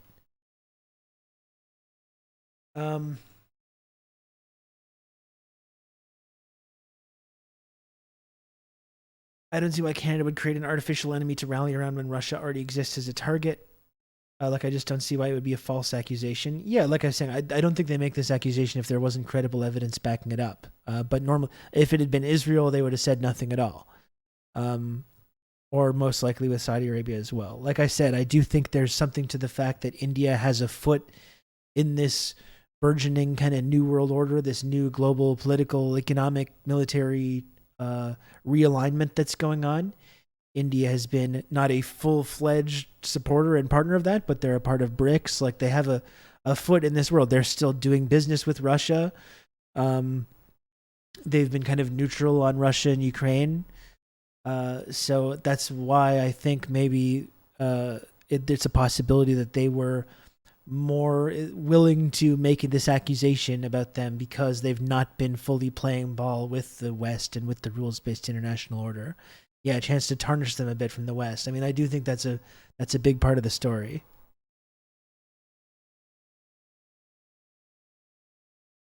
Anne-Marie. Holly, thank you. So joining me now with more on this is Ian Austin. He is the Canada correspondent with the New York Times, and he broke the story last night. So, Ian, give us a little bit of background here. I should be the Canada correspondent for the New York Times. What was his profile like in Canada and India? Well, Canada has a large Sikh population, particularly in Surrey, British Columbia, where Mr. Najjar lived. He was the head of a temple there and killed outside of it. So within that community, he was a very high-profile figure. I mean, Canadian society in general, perhaps not. So it's quite unusual and shocking for a violent political assassination to take place on Canadian soil. There's been, I think, real shock across the nation. And I should say, too, that like everything that I've heard about this man, again, I don't know a ton about this case.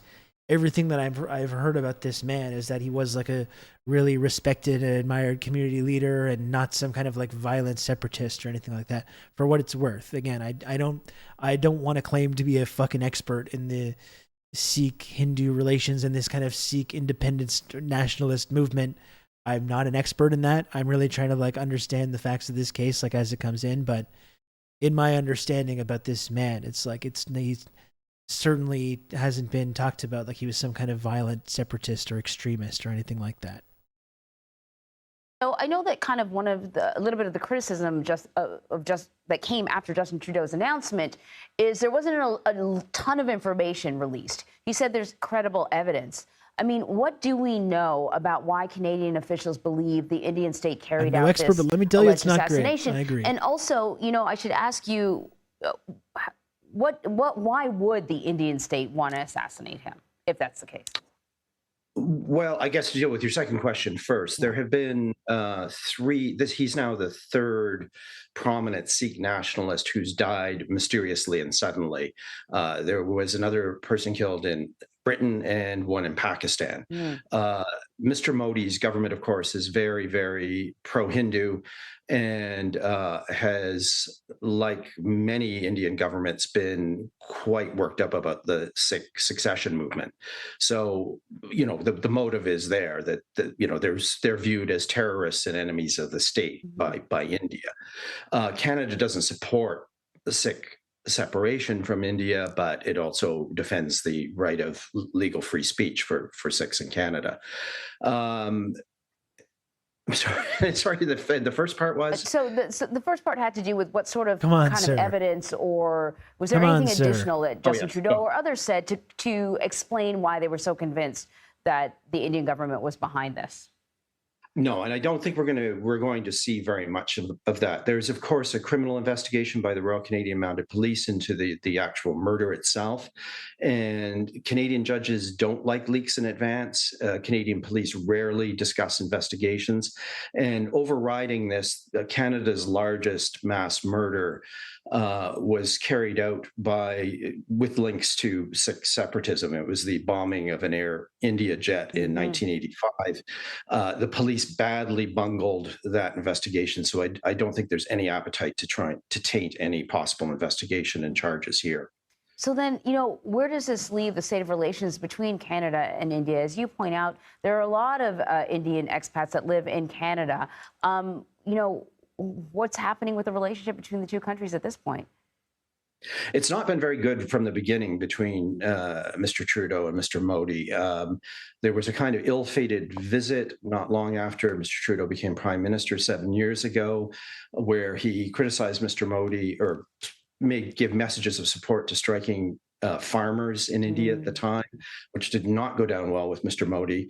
Mr. Modi's repeatedly snubbed him over time. So things were at a pretty low ebb, given that the two countries have a very close historical tie as former British colonies, and Canada was once a major provider of foreign aid to India.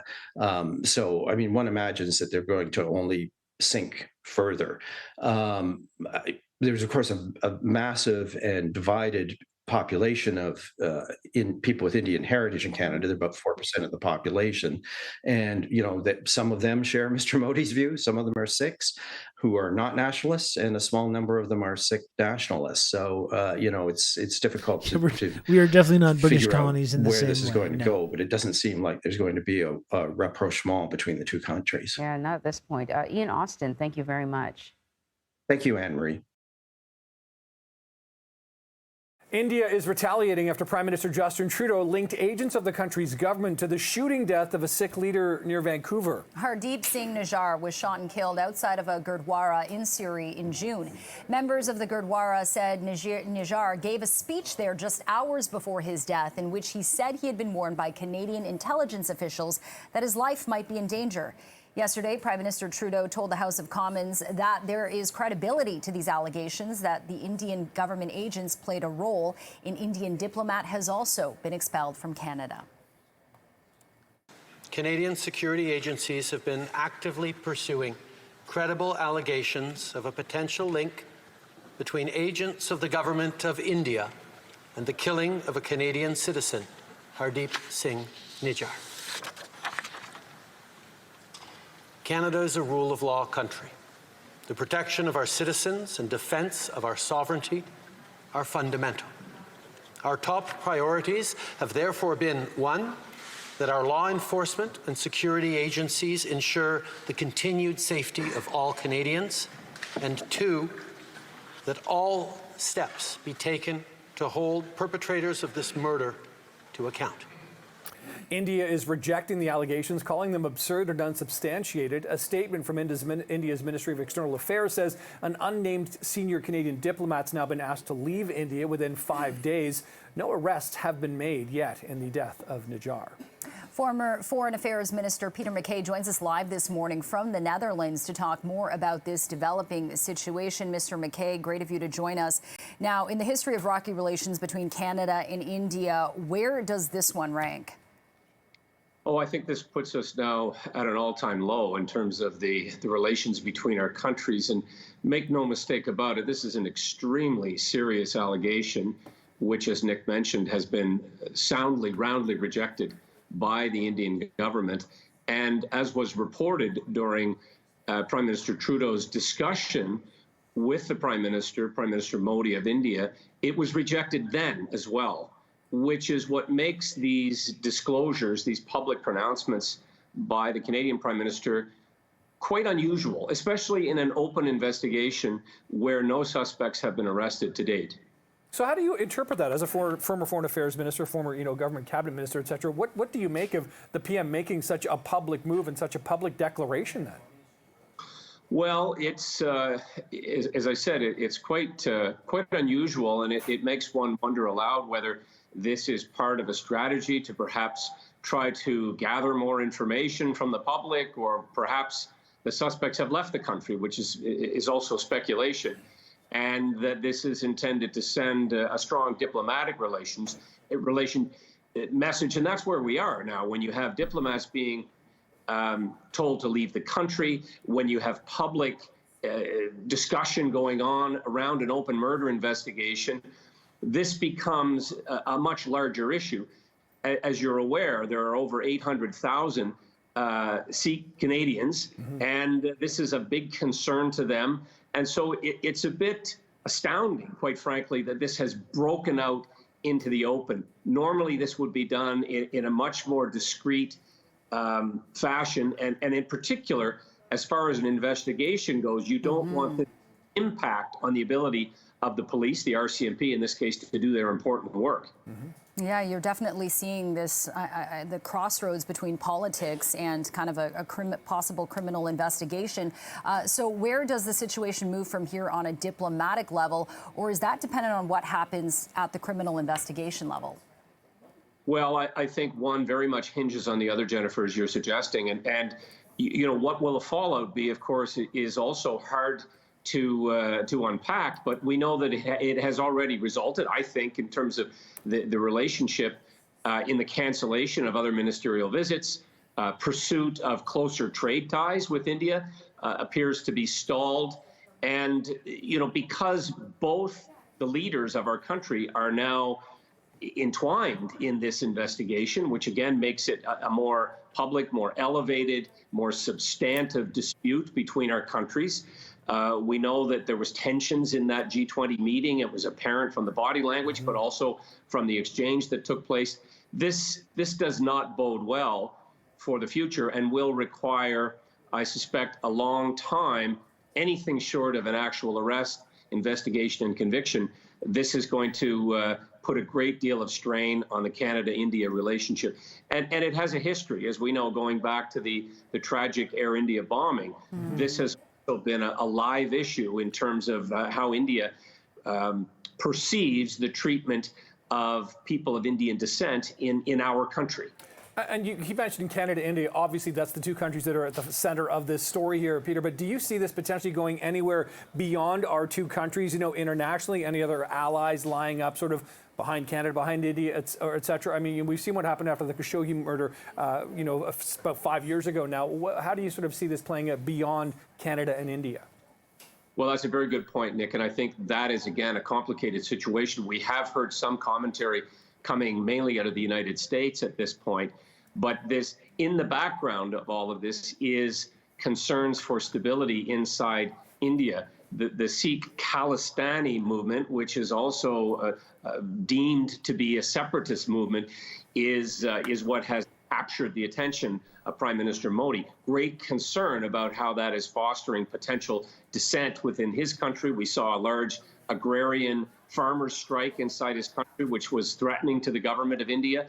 And so it does have a ripple effect, as you've referred to it. And other countries to date, and I don't expect it will happen anytime soon or too much openly, they're not taking sides, but they're watching very closely and choosing their words very carefully, which again, I come back to the point I can't emphasize enough. It is highly unusual in an open investigation to see the commentary coming from the heads of the respective governments. Yeah, it was quite a development indeed. Peter MacKay, former Foreign Affairs Minister, joining us live from the Netherlands this morning. Appreciate your time and insight today. Thanks so much.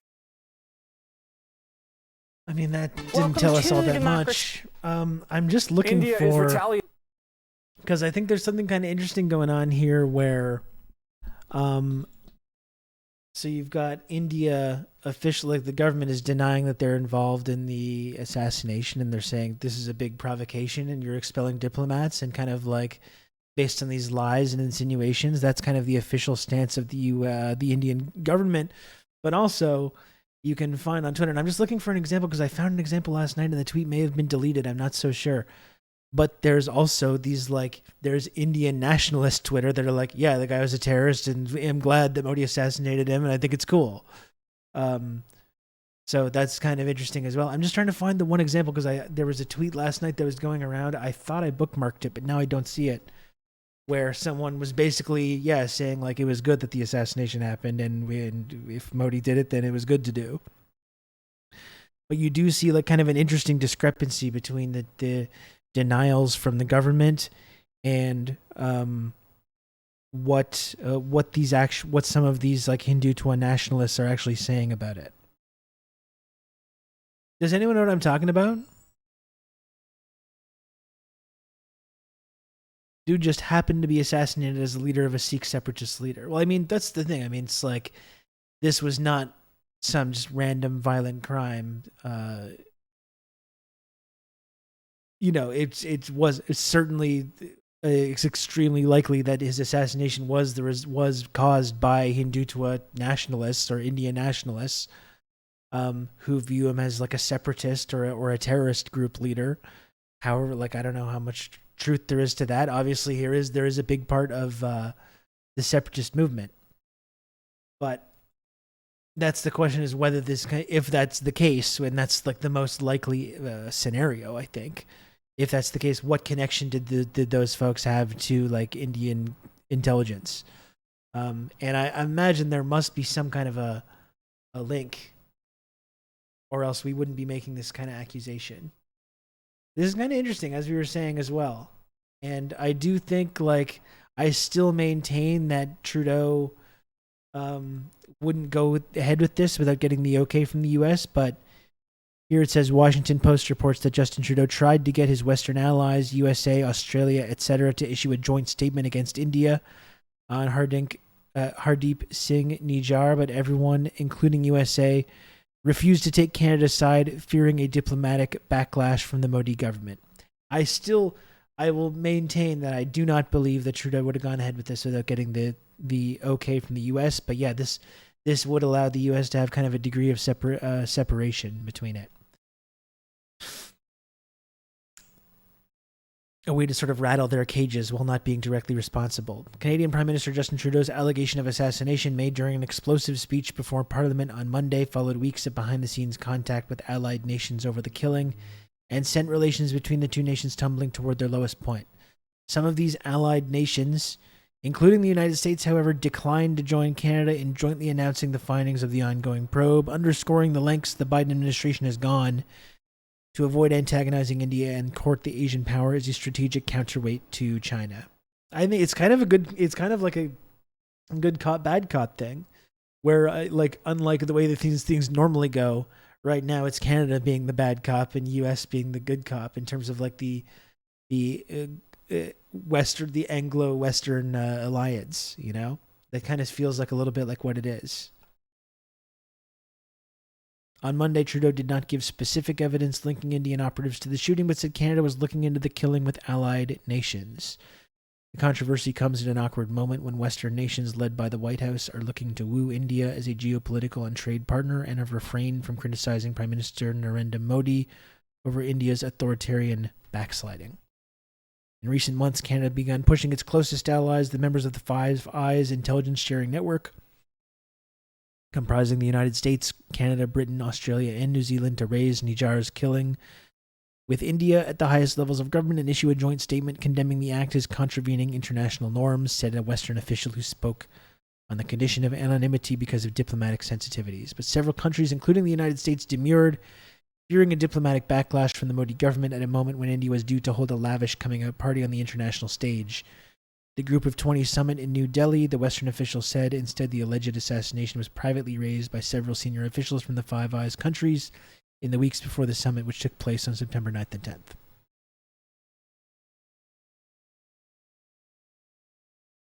Yeah, Biden.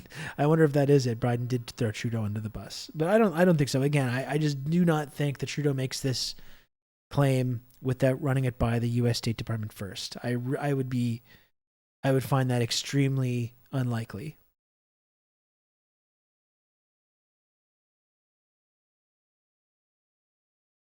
They're probably just pissed that they weren't told of the operation by India, much like how Pakistan, I think, was more upset that the U.S. didn't tell them about the bin Laden raid more than what they actually did. That could totally be an element of it too. Sure.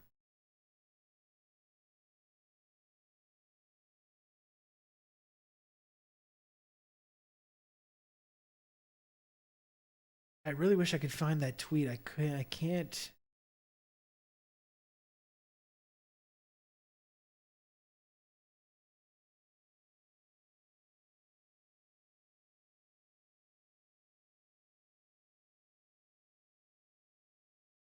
I mean, you can see random Indian nationalists talking about it, like who knows who these people are, but like this is what I mean. As much as India's denying it, then you've got like Indian nationalists on Twitter saying like, "Oh, like we care about Canada. We'll continue eliminating India's enemies in your fucking land." So there's kind of a funny disconnect between what the Indian government is saying and what the actual supporters of that government and the nationalists are saying, the Hindutva nationalists, which are just like, yeah, we did it and we think it was good to do. So I wish I could find the one that I was.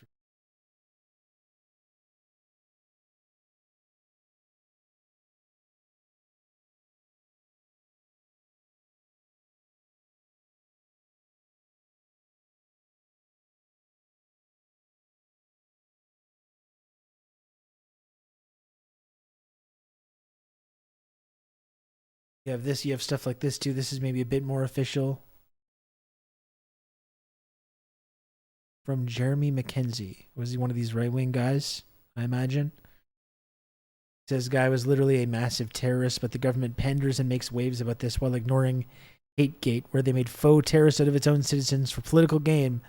I have no patience for this joke of a country. So you see the right-wing Canadian nationalists are like supporting India here because it's against Trudeau and sharing stuff from the Indian Tribune framing this man as like a separatist and a terrorist. Nijar was designated a terrorist by India under the stringent Unlawful Activities Prevention Act in July 2020.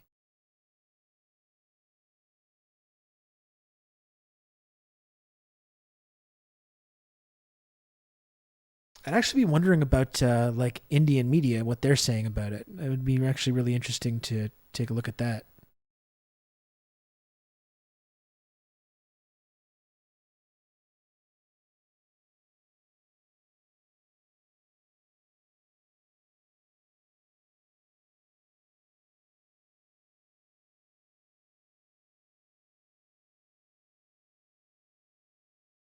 I'm trying to remember the one Indian network that we sometimes watch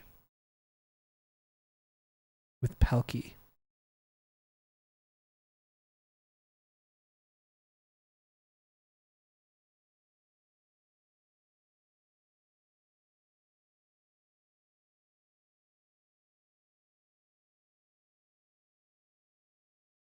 Here's the thing, Rob. If they catch the assailants, Canada wasn't in on it. If they don't catch them, there's a chance they weren't in on it, but I'm not going to believe them. Yeah.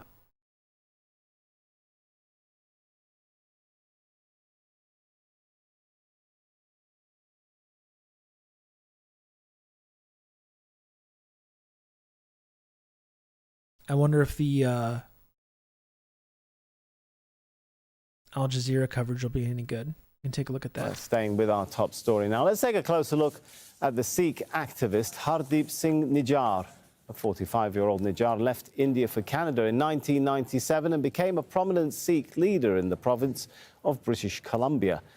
He publicly campaigned for Khalistan, the creation of an independent Sikh homeland in the Punjab region of India. India described Nijjar as a terrorist who had a militant separatist group, accusations he denied. Well, just this year, Nijjar was working on an unofficial worldwide vote by Sikhs on whether they support separating from India. Canadian media reported he had received threats in the past because of his activism.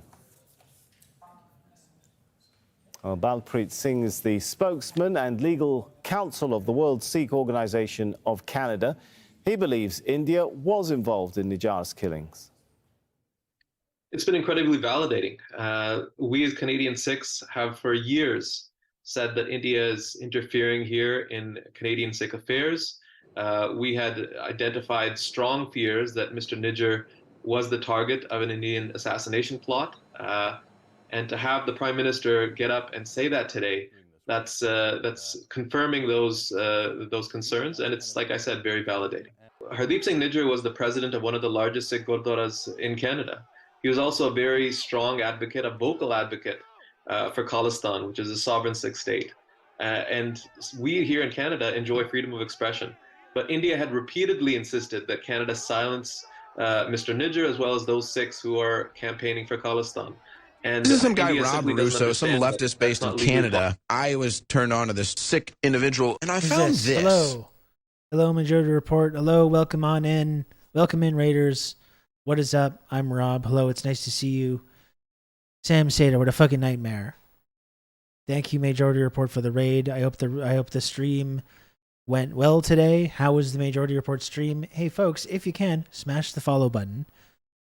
Go ahead and smash that follow button. We're on our way to 10K followers over here on TRRS. One thing you can do that really helps out this channel, costs you nothing at all, is just to hit the little follow button.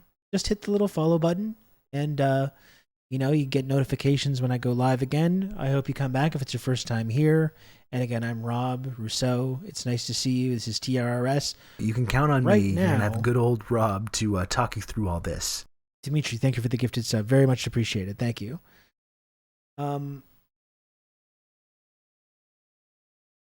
Right now, we are talking about this big story going on right now where Justin Trudeau and the Canadian government have kind of formally accused India of assassinating a Sikh leader in Canada, a Sikh activist who advocated for a separatism and a separate Sikh ethno-state called Khalistan. And he had been designated a terrorist by the Indian government, and he was assassinated in Canada over the summer. And now Justin Trudeau is out here making credit. This is some guy, Rob Russo, some leftist based in Canada. I was turned on to this Sikh individual, and I found this. Now Justin Trudeau is out there making accusations towards India, saying that they were behind this assassination, and it's caused this really kind of deep rift as our diplomatic relationship is going on into this really kind of low territory. And it has all kinds of possible reverberations. So kind of an interesting story. And Benny, thank you for the raid. Benny.gay. We love Benny. Thank you, Benny. Thank you for the raid. I hope the Benny.gay stream went well today as well. Thanks again. Please, again, I'll remind folks one more time, smash the follow button if you can. If anyone right now feels like gifting some subs or doing that, that's a good way to get some possible new friends, new community members joining the community. That's also would be wonderful as well. Benny, just to reiterate, I'm talking a little bit about this situation ongoing in Canada where Canada has accused India of being a part of this assassination plot against a Sikh activist in BC. which is a pretty big story right now, and it's I think it is pretty shocking that Canada made this kind of big accusation. And we're kind of trying to like poke and prod at that a little bit and try to understand a little bit what's animating that and what's going on beneath the surface of this story, because it's not like accusing our allied governments of bad behavior is really something that we do very often when it comes to Israel or Saudi Arabia. So we're kind of asking ourselves what possible motivation there is for Trudeau kind of making this accusation right now.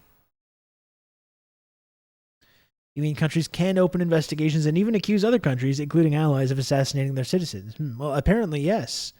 Apparently yes, Hefe. Which is not something that we usually do. Again, when Israel has committed horrible human rights violations or even assassinated Canadian citizens, it's not something that ever really comes up. Saudi Arabia as well has gotten away with a lot. Maybe you might get a stern finger wagging at the most, but no actual consequences. And now that's why we're wondering what's different about this case here. Anyway, I'll go back to this Al Jazeera piece on this, but thanks again to both the Majority Report and Benny, our friend Benny, for the raid. Very much appreciated. Possible. But to go to the extent of having a targeted killing on foreign soil, this falls into the bizarre. I mean, this is a terrorist act by India, and I'm surprised that they would go this far. To be honest, what I am concerned about is India using this moment in time to create tensions, to once again use its tentacles here in Canada to create moments of violence, create conflict, and that's not beyond what they've already been doing. So Sikhs, Hindus, Muslims, we all live here peacefully. But what India has very actively tried to do is create conflict and create the myth of Sikh extremism in Canada. Well, Shazia Elmi is the national spokeswoman for India's ruling Bharatiya Janata Party. Joins us now from New Delhi. Where we were not really getting this perspective on Canadian media, so I'm interested to hear what their official representatives are going to say. Much for joining us. Do you believe the Canadian Prime Minister is wrong when he says there are credible reasons to suspect India was involved in the assassination of Singh Nijjar? Well, thank you for having me. First of all, I must express my anguish at the language used by the Canadian Prime Minister and the Foreign Ministry. Strong words and a lie that is so blatant, and also a lie which is completely unsubstantiated. India, in fact, has been at the receiving end of Sikh extremism. Just last month, we saw a float in one of the festivals of a former Prime Minister, Indira Gandhi, who was not also part of my party, but a former Prime Minister's assassination.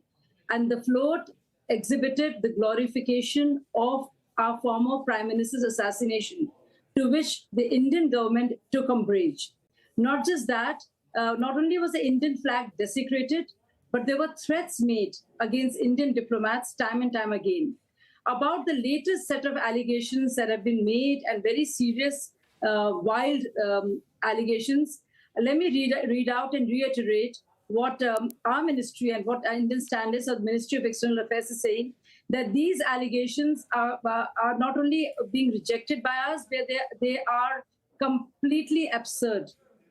Targeted killing in a foreign land, whereas we have been suffering the interference of Canada and its diplomats in our matters, because the Khalistan supporters actually are seeking secession of India, breaking down of Indian territory.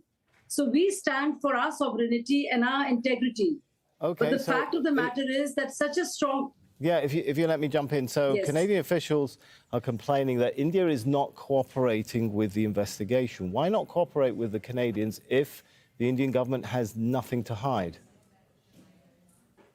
Well, that is the Canadian charge. That is a charge by the Canadian government. The fact of the matter is, and our foreign minister, Jaishankar ji, has spelled it out many times earlier, that this is, in fact, the worst kind of vote bank politics that Justin Trudeau's government is indulging in.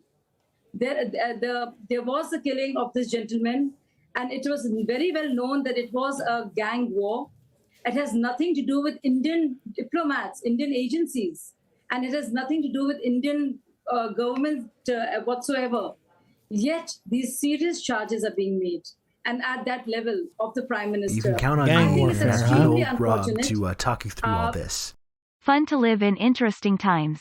Yeah, seriously, narrator 9,000. Thanks for the 13 months of Prime. Thank you so much for that. Indian government is completely And just like, let's look at these, what she's saying. Oh, it's gang related, has nothing to do with us. It's a total lie. It's a total fabrication. And then you can just look at what Indian nationalists are saying, which is just like, good. It was Modi and we were happy that it was. So it's really interesting seeing the deflections from the official government while you have Indian nationalists just celebrating it. It's very interesting. Cooperating in the investigation. And I really think the Canadian government should do more in controlling extremism on their soil and anti-India activities where Indian diplomats are threatened. There are placards displayed where bounties on their names are given, and when the Indian flag is desecrated, even from the High Commission itself. I think these are very serious matters. Sure, you've made that point. Let me put to you, if I may, let me put to you, when you speak to complete commitment to rule of law. Right. Okay. When you speak to Sikh activists, though, this is what they point out. We've not only had the killing of Singh Nijar in June, we've had the killing of several prominent Sikh figures and other minority figures, such as Paramjit Singh Panjwal, shot dead in Pakistan, May the 6th. He was the chief of the Khalistan Commando Force. Rapudaman Singh Malik, who was accused by India of involvement in a 1985 bombing, shot dead in Surrey in July 2022. The killing of Sayyid Khalid Raza, a Badr commander, shot dead in Karachi, February 27th, 2023. And the list goes on. Bashir Ahmed Don't you find it hilarious? What do you say to those? Yes. That's their narrative. They say, yeah, I want to. There's a number of people who are considered either terrorists or enemies or threats to India who have been killed in the last year and a half. I heard you the first time. Yes. So do you attribute all these killings or deaths to India and Indian agencies? I mean, isn't it hilarious? Whether it's a killing in Karachi or somewhere else in Pakistan, you want to blame the Indian government for the same? No, this is not my position. This is. Let's be absolutely clear. This is the accusation posted by activists. 25. Can I just finish what I was saying? March 22, 25-year-old Harminder Kaur from India was attacked. 21-year-old Indian student Karthik Vasudev attacked, shot dead in Toronto. A statue Johnny, of sometimes Mahatma Gandhi AutoMod at acts up. Temple I didn't see desecrated. anything. In August 22, an Indian radio host Jyoti Singh Man brutally attacked. Why? Because he was a supporter of the Indian government and did not agree with the Khalistan, pro-Khalistan believers and activists. So, and then there is a float depicting Indira Gandhi's assassination. Sorry, with all due respect, Shazia, but you're not answering the question. I'll let you finish the thought, but you're really not answering the question. Is your narrative that all of these killings I mentioned, I've got a list of more of them, your response to those who say they suspect Indian involvement is that these are all coincidences, that in the last year and a half, people identified as threats to India are being killed? Well, one charge is as good as the other. Just because their charges are that these killings, which have happened all over in Canada and in Pakistan, will now be attributed to, Indian agencies. I think it's just ludicrous. Ours is a government which has never had a track record of anything of this kind. One, and most importantly, we are committed to the rule of law. So surely we can't be compared to the state of affairs in Pakistan, because ours is a vibrant, robust democracy, which is doing rather well. So I don't think that there is any need to believe the extremist element and bow to them and to acquiesce to their allegations and agree with them and put the blame on India, where India has nothing to do with it. All right. So why, since you mentioned democracy and a track record, how would you respond to a number of civil liberty groups who say, such as the Freedom House report of 2022, that the current Indian government has developed a history of persecuting minorities. It says, quote, a rise in persecution affecting the Muslim population, harassment of journalists, non-governmental organizations and other governmental critics. The Sweden-based VDEM Institute names India as one of the worst autocratizers in the last 10 years in its democracy report of 2023. Are those also wrong? Well, obviously, and what is the credibility of Freedom House? This agency and this report would have you believe that India is worse off than Hong Kong and Afghanistan. Now, would anybody in their right mind believe it? These have been refuted many times over. I live in India. And also the VDEM Institute and the Economist Intelligence Unit? Muslims have been the biggest beneficiaries of Indian welfare schemes.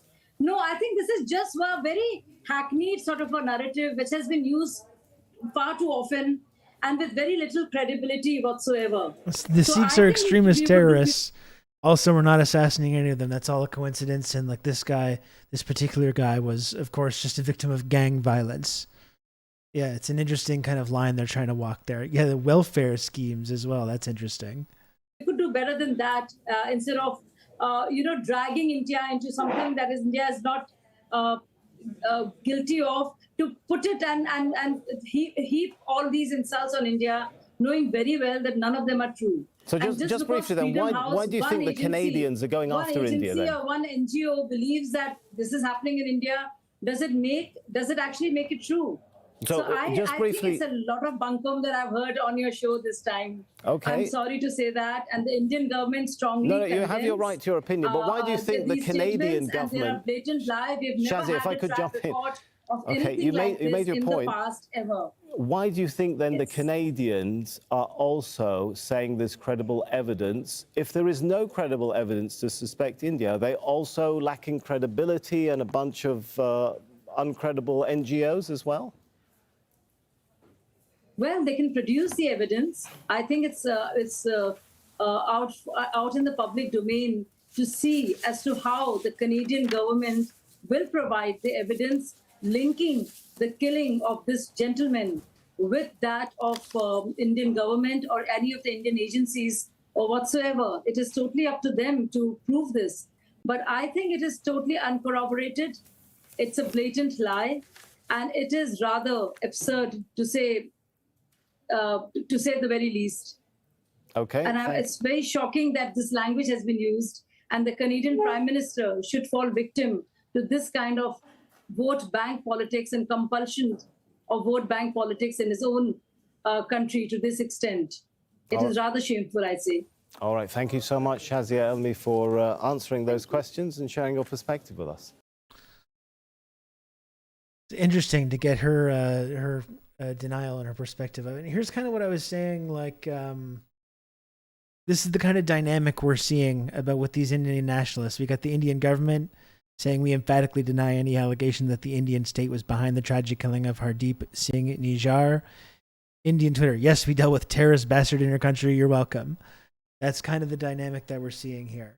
And I got a couple of examples here that I did find. The tweet that I was referring to got deleted. That's why I was able to... I can't find a screenshot of it, but I saw where it was coming from, though. This guy says, frankly, like many fellow Indians, I don't care if Indian was involved indirectly or if Modi personally sent RAW agents to kill Hardeep Singh Nijjar. The point is, he was a Khalistani terrorist and was dealt accordingly and fittingly, period.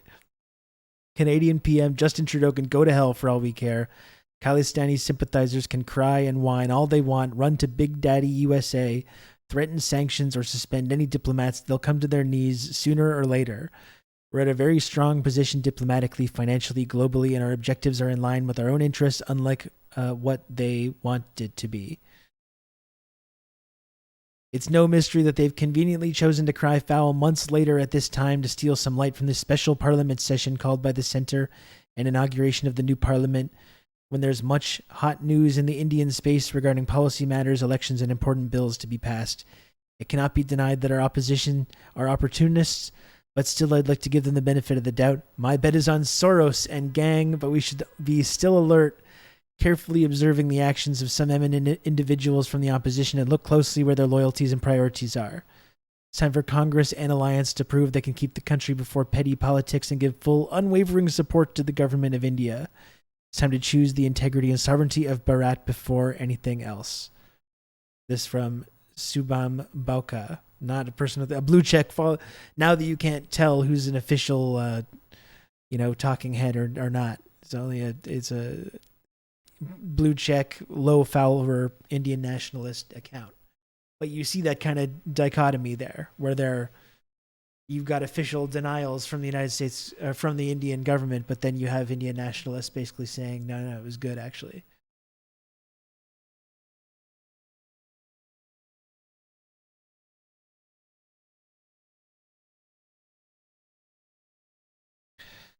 Here's how this OP India account is framing it. Right, Nijjar, a terrorist wanted by the Indian government, was shot dead in Surrey, Canada by 2 unidentified assailants on 18th June. That's that. This is what it was Carl Jha who was sharing this. I can't find. I don't know if anyone has the availability to do a brief search to see if anyone screen grabbed this tweet, but it was so interesting.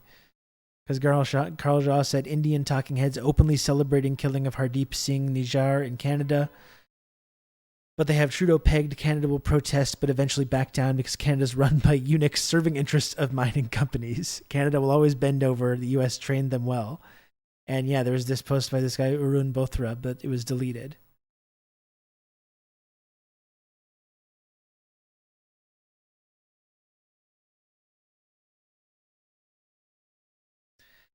And this is another kind of example of what I was talking about, and how nationalists from India and other places as well. This guy, Mr. Sinha, Hindu rights activist, 117,000 followers, pointing out the hypocrisy, right? And you have this. He shows this tweet from Justin Trudeau: the death of Ayman al-Zawahiri is a step toward a safer world. Canada will keep working with our global partners to counter terrorist threats, promote peace and security, and keep people here at home and around the world safe. And he just uses that exact language. The death of Hardeep Singh Nijjar is a step toward a safer world. India will keep working with our global partners to counter terrorist threats, promote peace and security, and keep people here at home and around the world safe. So that's kind of what I was talking about. It's like we've basically been set a precedent, especially the United States, but Canada's been an enthusiastic participant in that. That when you designate someone a terrorist that's a threat to your security, you can just assassinate them around the world, wherever they are. And unfortunately, that's the precedent of lawlessness and violence that has been set here with the U.S. war on terror. And it's not really surprising that India or other governments are just following those exact kind of tenets.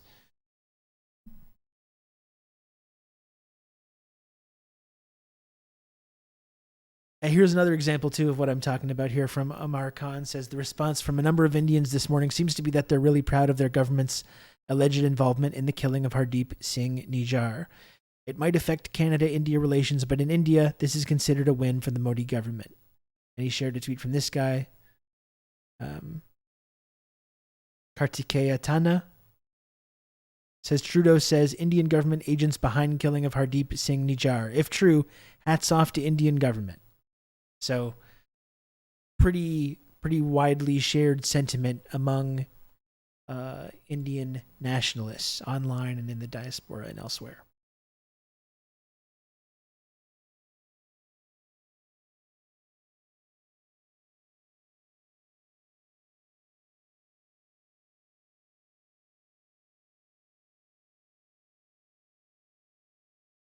And I guess, too, we should probably take a look at this. I think I'll punt the grocery stuff till tomorrow because I think there's going to be more like the discussion of the grocery stuff today. So maybe I can do more of a segment tomorrow about how that came out.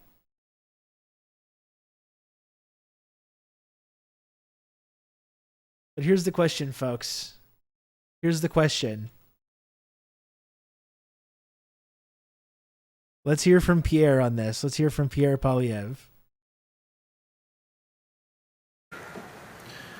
Before going any further, let me offer my condolences to the family of Hardeep Singh Nijjar in the loss that this represents. Before going any further, let me offer my condolences to the family of Hardeep Singh Nijjar in the loss that... Oof. Oof. Oh, no. Oh, no. Not walking that one back. I don't know. What is it just an honest mistake? What do you think, Chad? Is it an honest mistake? Is it an honest mistake? Is it a Freudian slip? It does a little bit seem like there's a little bit of comfort with using that particular word there. That kind of slips out pretty easily. Rolled off the tongue just a little bit too fluently. Did he apologize for this? I haven't seen it. No. You know? Nijjar, it's not that hard to say. It seems like maybe something that's a little bit has a little bit of comfort with using that particular word, but I don't know. I'll leave it to the chat to determine.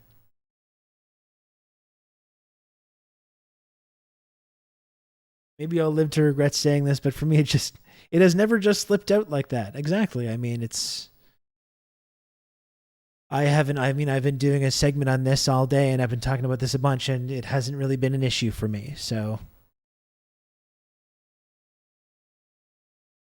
little unfortunate from good old Pierre here. I don't know if he apologized for it. I'm not sure. It almost falls out of his mouth like his tongue's been conditioned to say it. It is a little bit like that. It is a little bit like that. I agree. Anyway, it's a pretty big story, and we talk about Canadian news often, and this is in geopolitics, and this is a pretty big story to come out of Canada. So it's interesting to dig into it. I think I talked about my sort of basic ideas about why I think Trudeau is comfortable making this accusation, and the possibility that sort of India's kind of shifting role in this global system or rising system of multilateralism or multipolarity is possibly making it so Trudeau feels more comfortable making these accusations. I don't think he made these accusations without getting the okay from the U.S. State Department. Although the U.S. and Australia declined to issue a joint statement on it. So it does seem like either Canada's been thrown to the wolves, or it's kind of like a good cop, bad cop thing to fire a shot across India's bow, kind of, but with the U.S. kind of maintaining a bit of plausible deniability.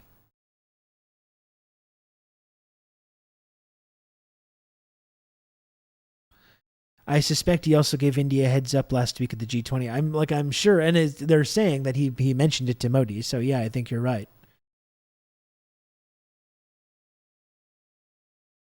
Canada got murdered by India. No, but a prominent Sikh activist and separatist was murdered over the summer, and then yesterday, Justin Trudeau formally and publicly accused the Indian government of being responsible for the assassination. So it's created a big sort of diplomatic rift, and it's a pretty explosive allegation.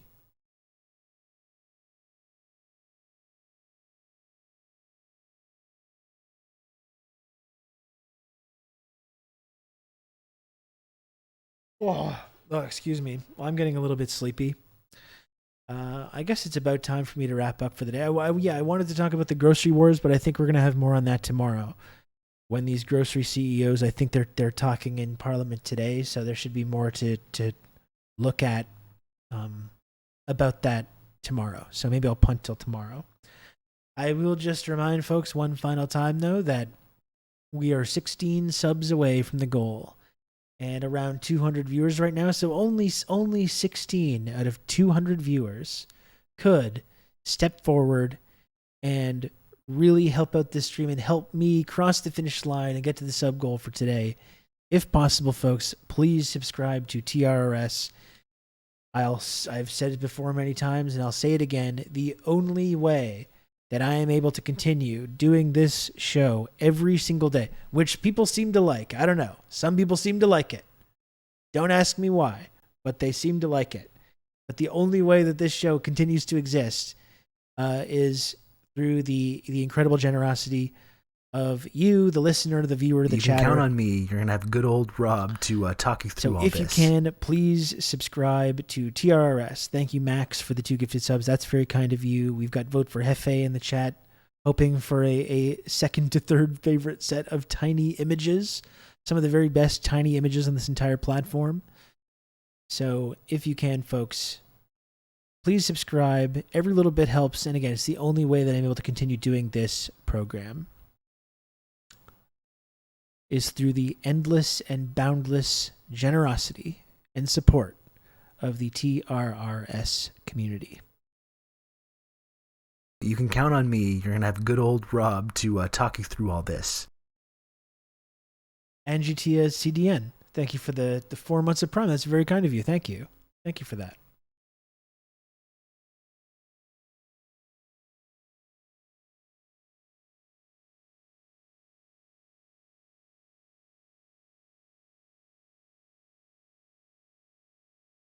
Stuck up by Rob yesterday. Dr. Maggot, your support was noted and very much appreciated, believe me. So you're off the hook. And in fact, you're all off the hook if people are very supportive of this show. And, if you can't, totally get it. But if you've got disposable income, if you enjoy spending time here, if you enjoy this program, please do subscribe and support the show. It's very, very helpful and I appreciate it a lot.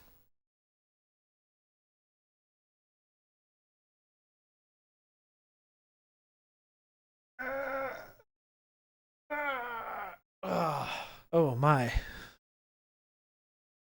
Oh my. Didn't sleep super well last night. You can count on me. You're going to have good old Rob to talk you through all this. Subscription Steve, thank you for the gifted sub. Thank you for that.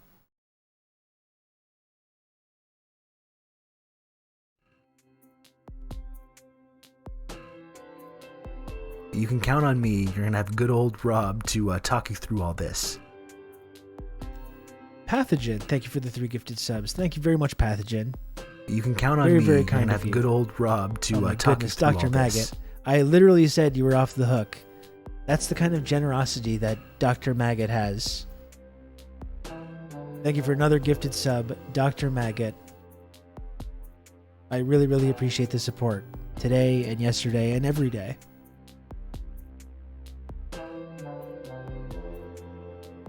And now, of course, we've got the hype trade going. So, not only am I 8 subs away from hitting the sub goal, we're also got a possibility of getting some very cool and exclusive hype train emotes from twitch.tv. So that's also something to keep in mind. And we're just 8 short subs away, 8 measly subs away from the goal. It's in reaching distance. It's in reaching distance. I can almost grab it. And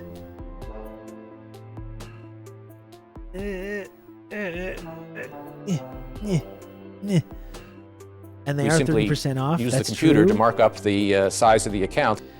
We love our tiny images. We do. Thank you, narrator. We absolutely do. I was attempting to make a joke but lost connectivity and now the timing is ruined. It's okay, Dr. Maggot. I appreciate it. I appreciate it. And it is true that, as well, as Johnny Dialectically is pointing out in the chat, that if you're subscribing for the first time, if you're a new subscriber, if you're an unsubbed chatter or viewer or listener, new subs are at a discount right now, as are upgrades from tier 1 to tier 2 or 3, and upgrades from 1 month to 3 month or 6 months at a discount. And we're 84% of the way through this level 2 hype train. One more sub will get us to level 3. And if it's your first night at TRRS, you have to fight.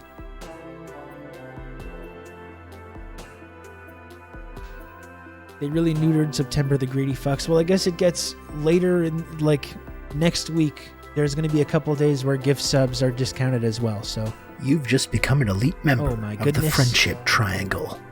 Oh my goodness gracious, Savage Goon. Thank you so much for 5 gifted subs. That's what I'm fucking talking about. Thank you so much, Savage Goon. Very, very generous. I really appreciate it. Thank you for that.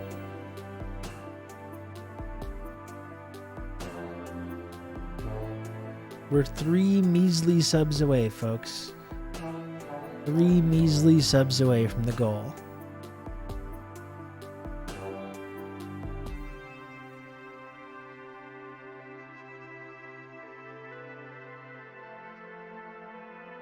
It's gonna vibe out.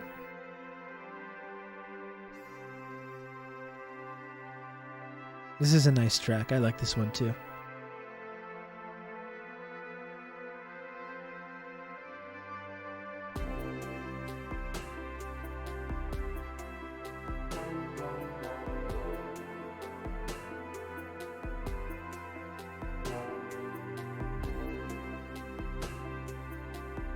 What do you think, folks? Is there a hero? I need a hero. Is there a hero in the chat that can drag my sorry ass across the finish line?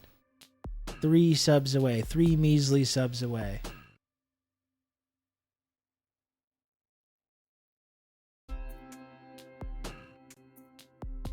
Is there a hoagie in the chat? I actually did have a very good sandwich earlier, Johnny Dialectically. I don't think he saw it. I believe there is a hero. I believe we can get to this sub goal. It's so close. It's achingly close.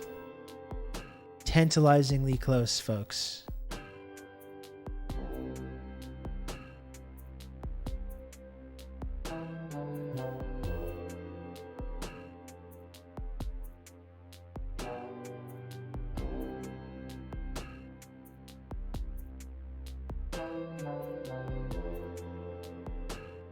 Can you tell me what a Montreal pastrami is? No, I couldn't tell you what that is. I mean, we've got a smoked meat sandwich. I don't know if that's what you mean.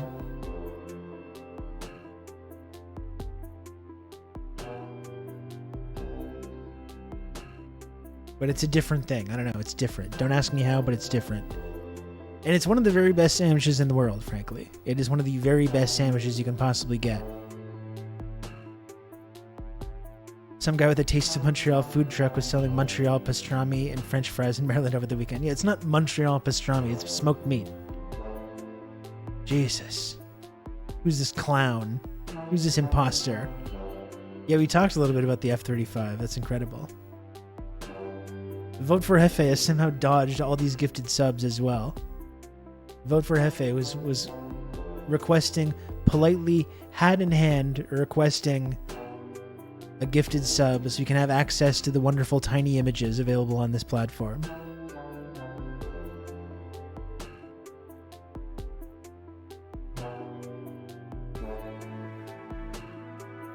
You can count on me. You're going to have good old Rob to talk you through all this. Dr. Maggot, thank you for another gifted sub. Jesus Christ, Dr. Maggot, thank you for all the support lately. It's noted and much appreciated, I'll tell you that much. You can count on me. You're going to have good old Rob to talk you through all Dr. this. Maggot.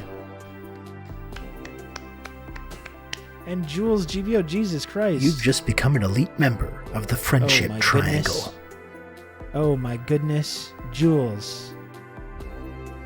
Thank you so much. Very first 5 gifted subs in the channel from Jules GBO. Wonderful. Wonderful. Jules, thank you. I really appreciate that.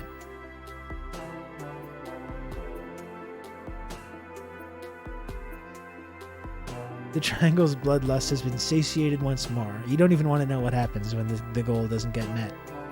People in the community know how it gets really dark. It gets really dark.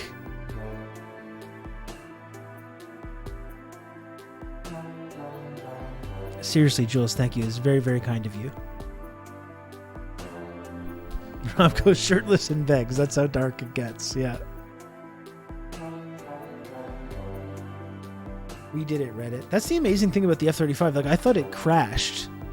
But so the F-35 was like on autopilot going somewhere. and the pilot just ditched. Like, is that what's going on? Where's it going? How do they not know where it is? Like, how are they not tracking these things? It's so confusing.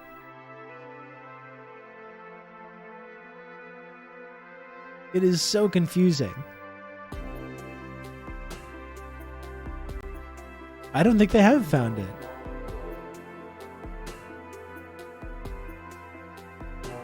It does get really dark and depressing. He starts to disappear for days on end, then comes back with new music on Bandcamp. That is exactly what happens. Stealth plane, dummies. I can't see. Why would it be flying domestically without its transponder active? That's a very good question. I have no idea. They did find the crash site. Okay, I didn't see that. Weird. What a weird story.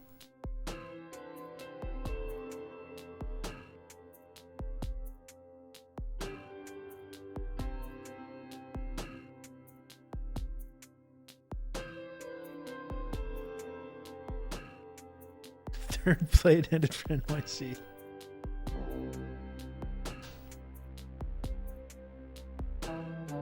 Who knows? Who knows what the hell's going on? I think the military just doesn't get enough money. That's what I think the issue is. Lockheed Martin's just, it's been defunded. Brandon has defunded Lockheed Martin, and this is what happens. They need a few extra billion or $1 trillion, whatever it is. Whatever they say they need, that must be the reason. That's why this kind of stuff is happening.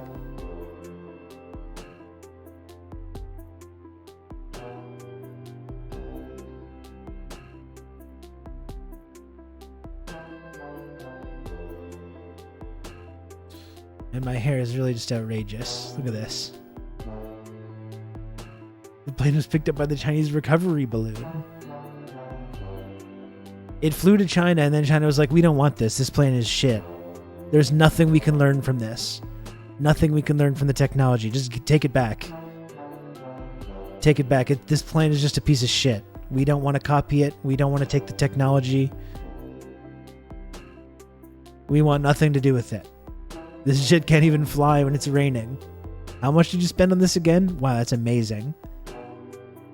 That is incredible. That's what China is saying.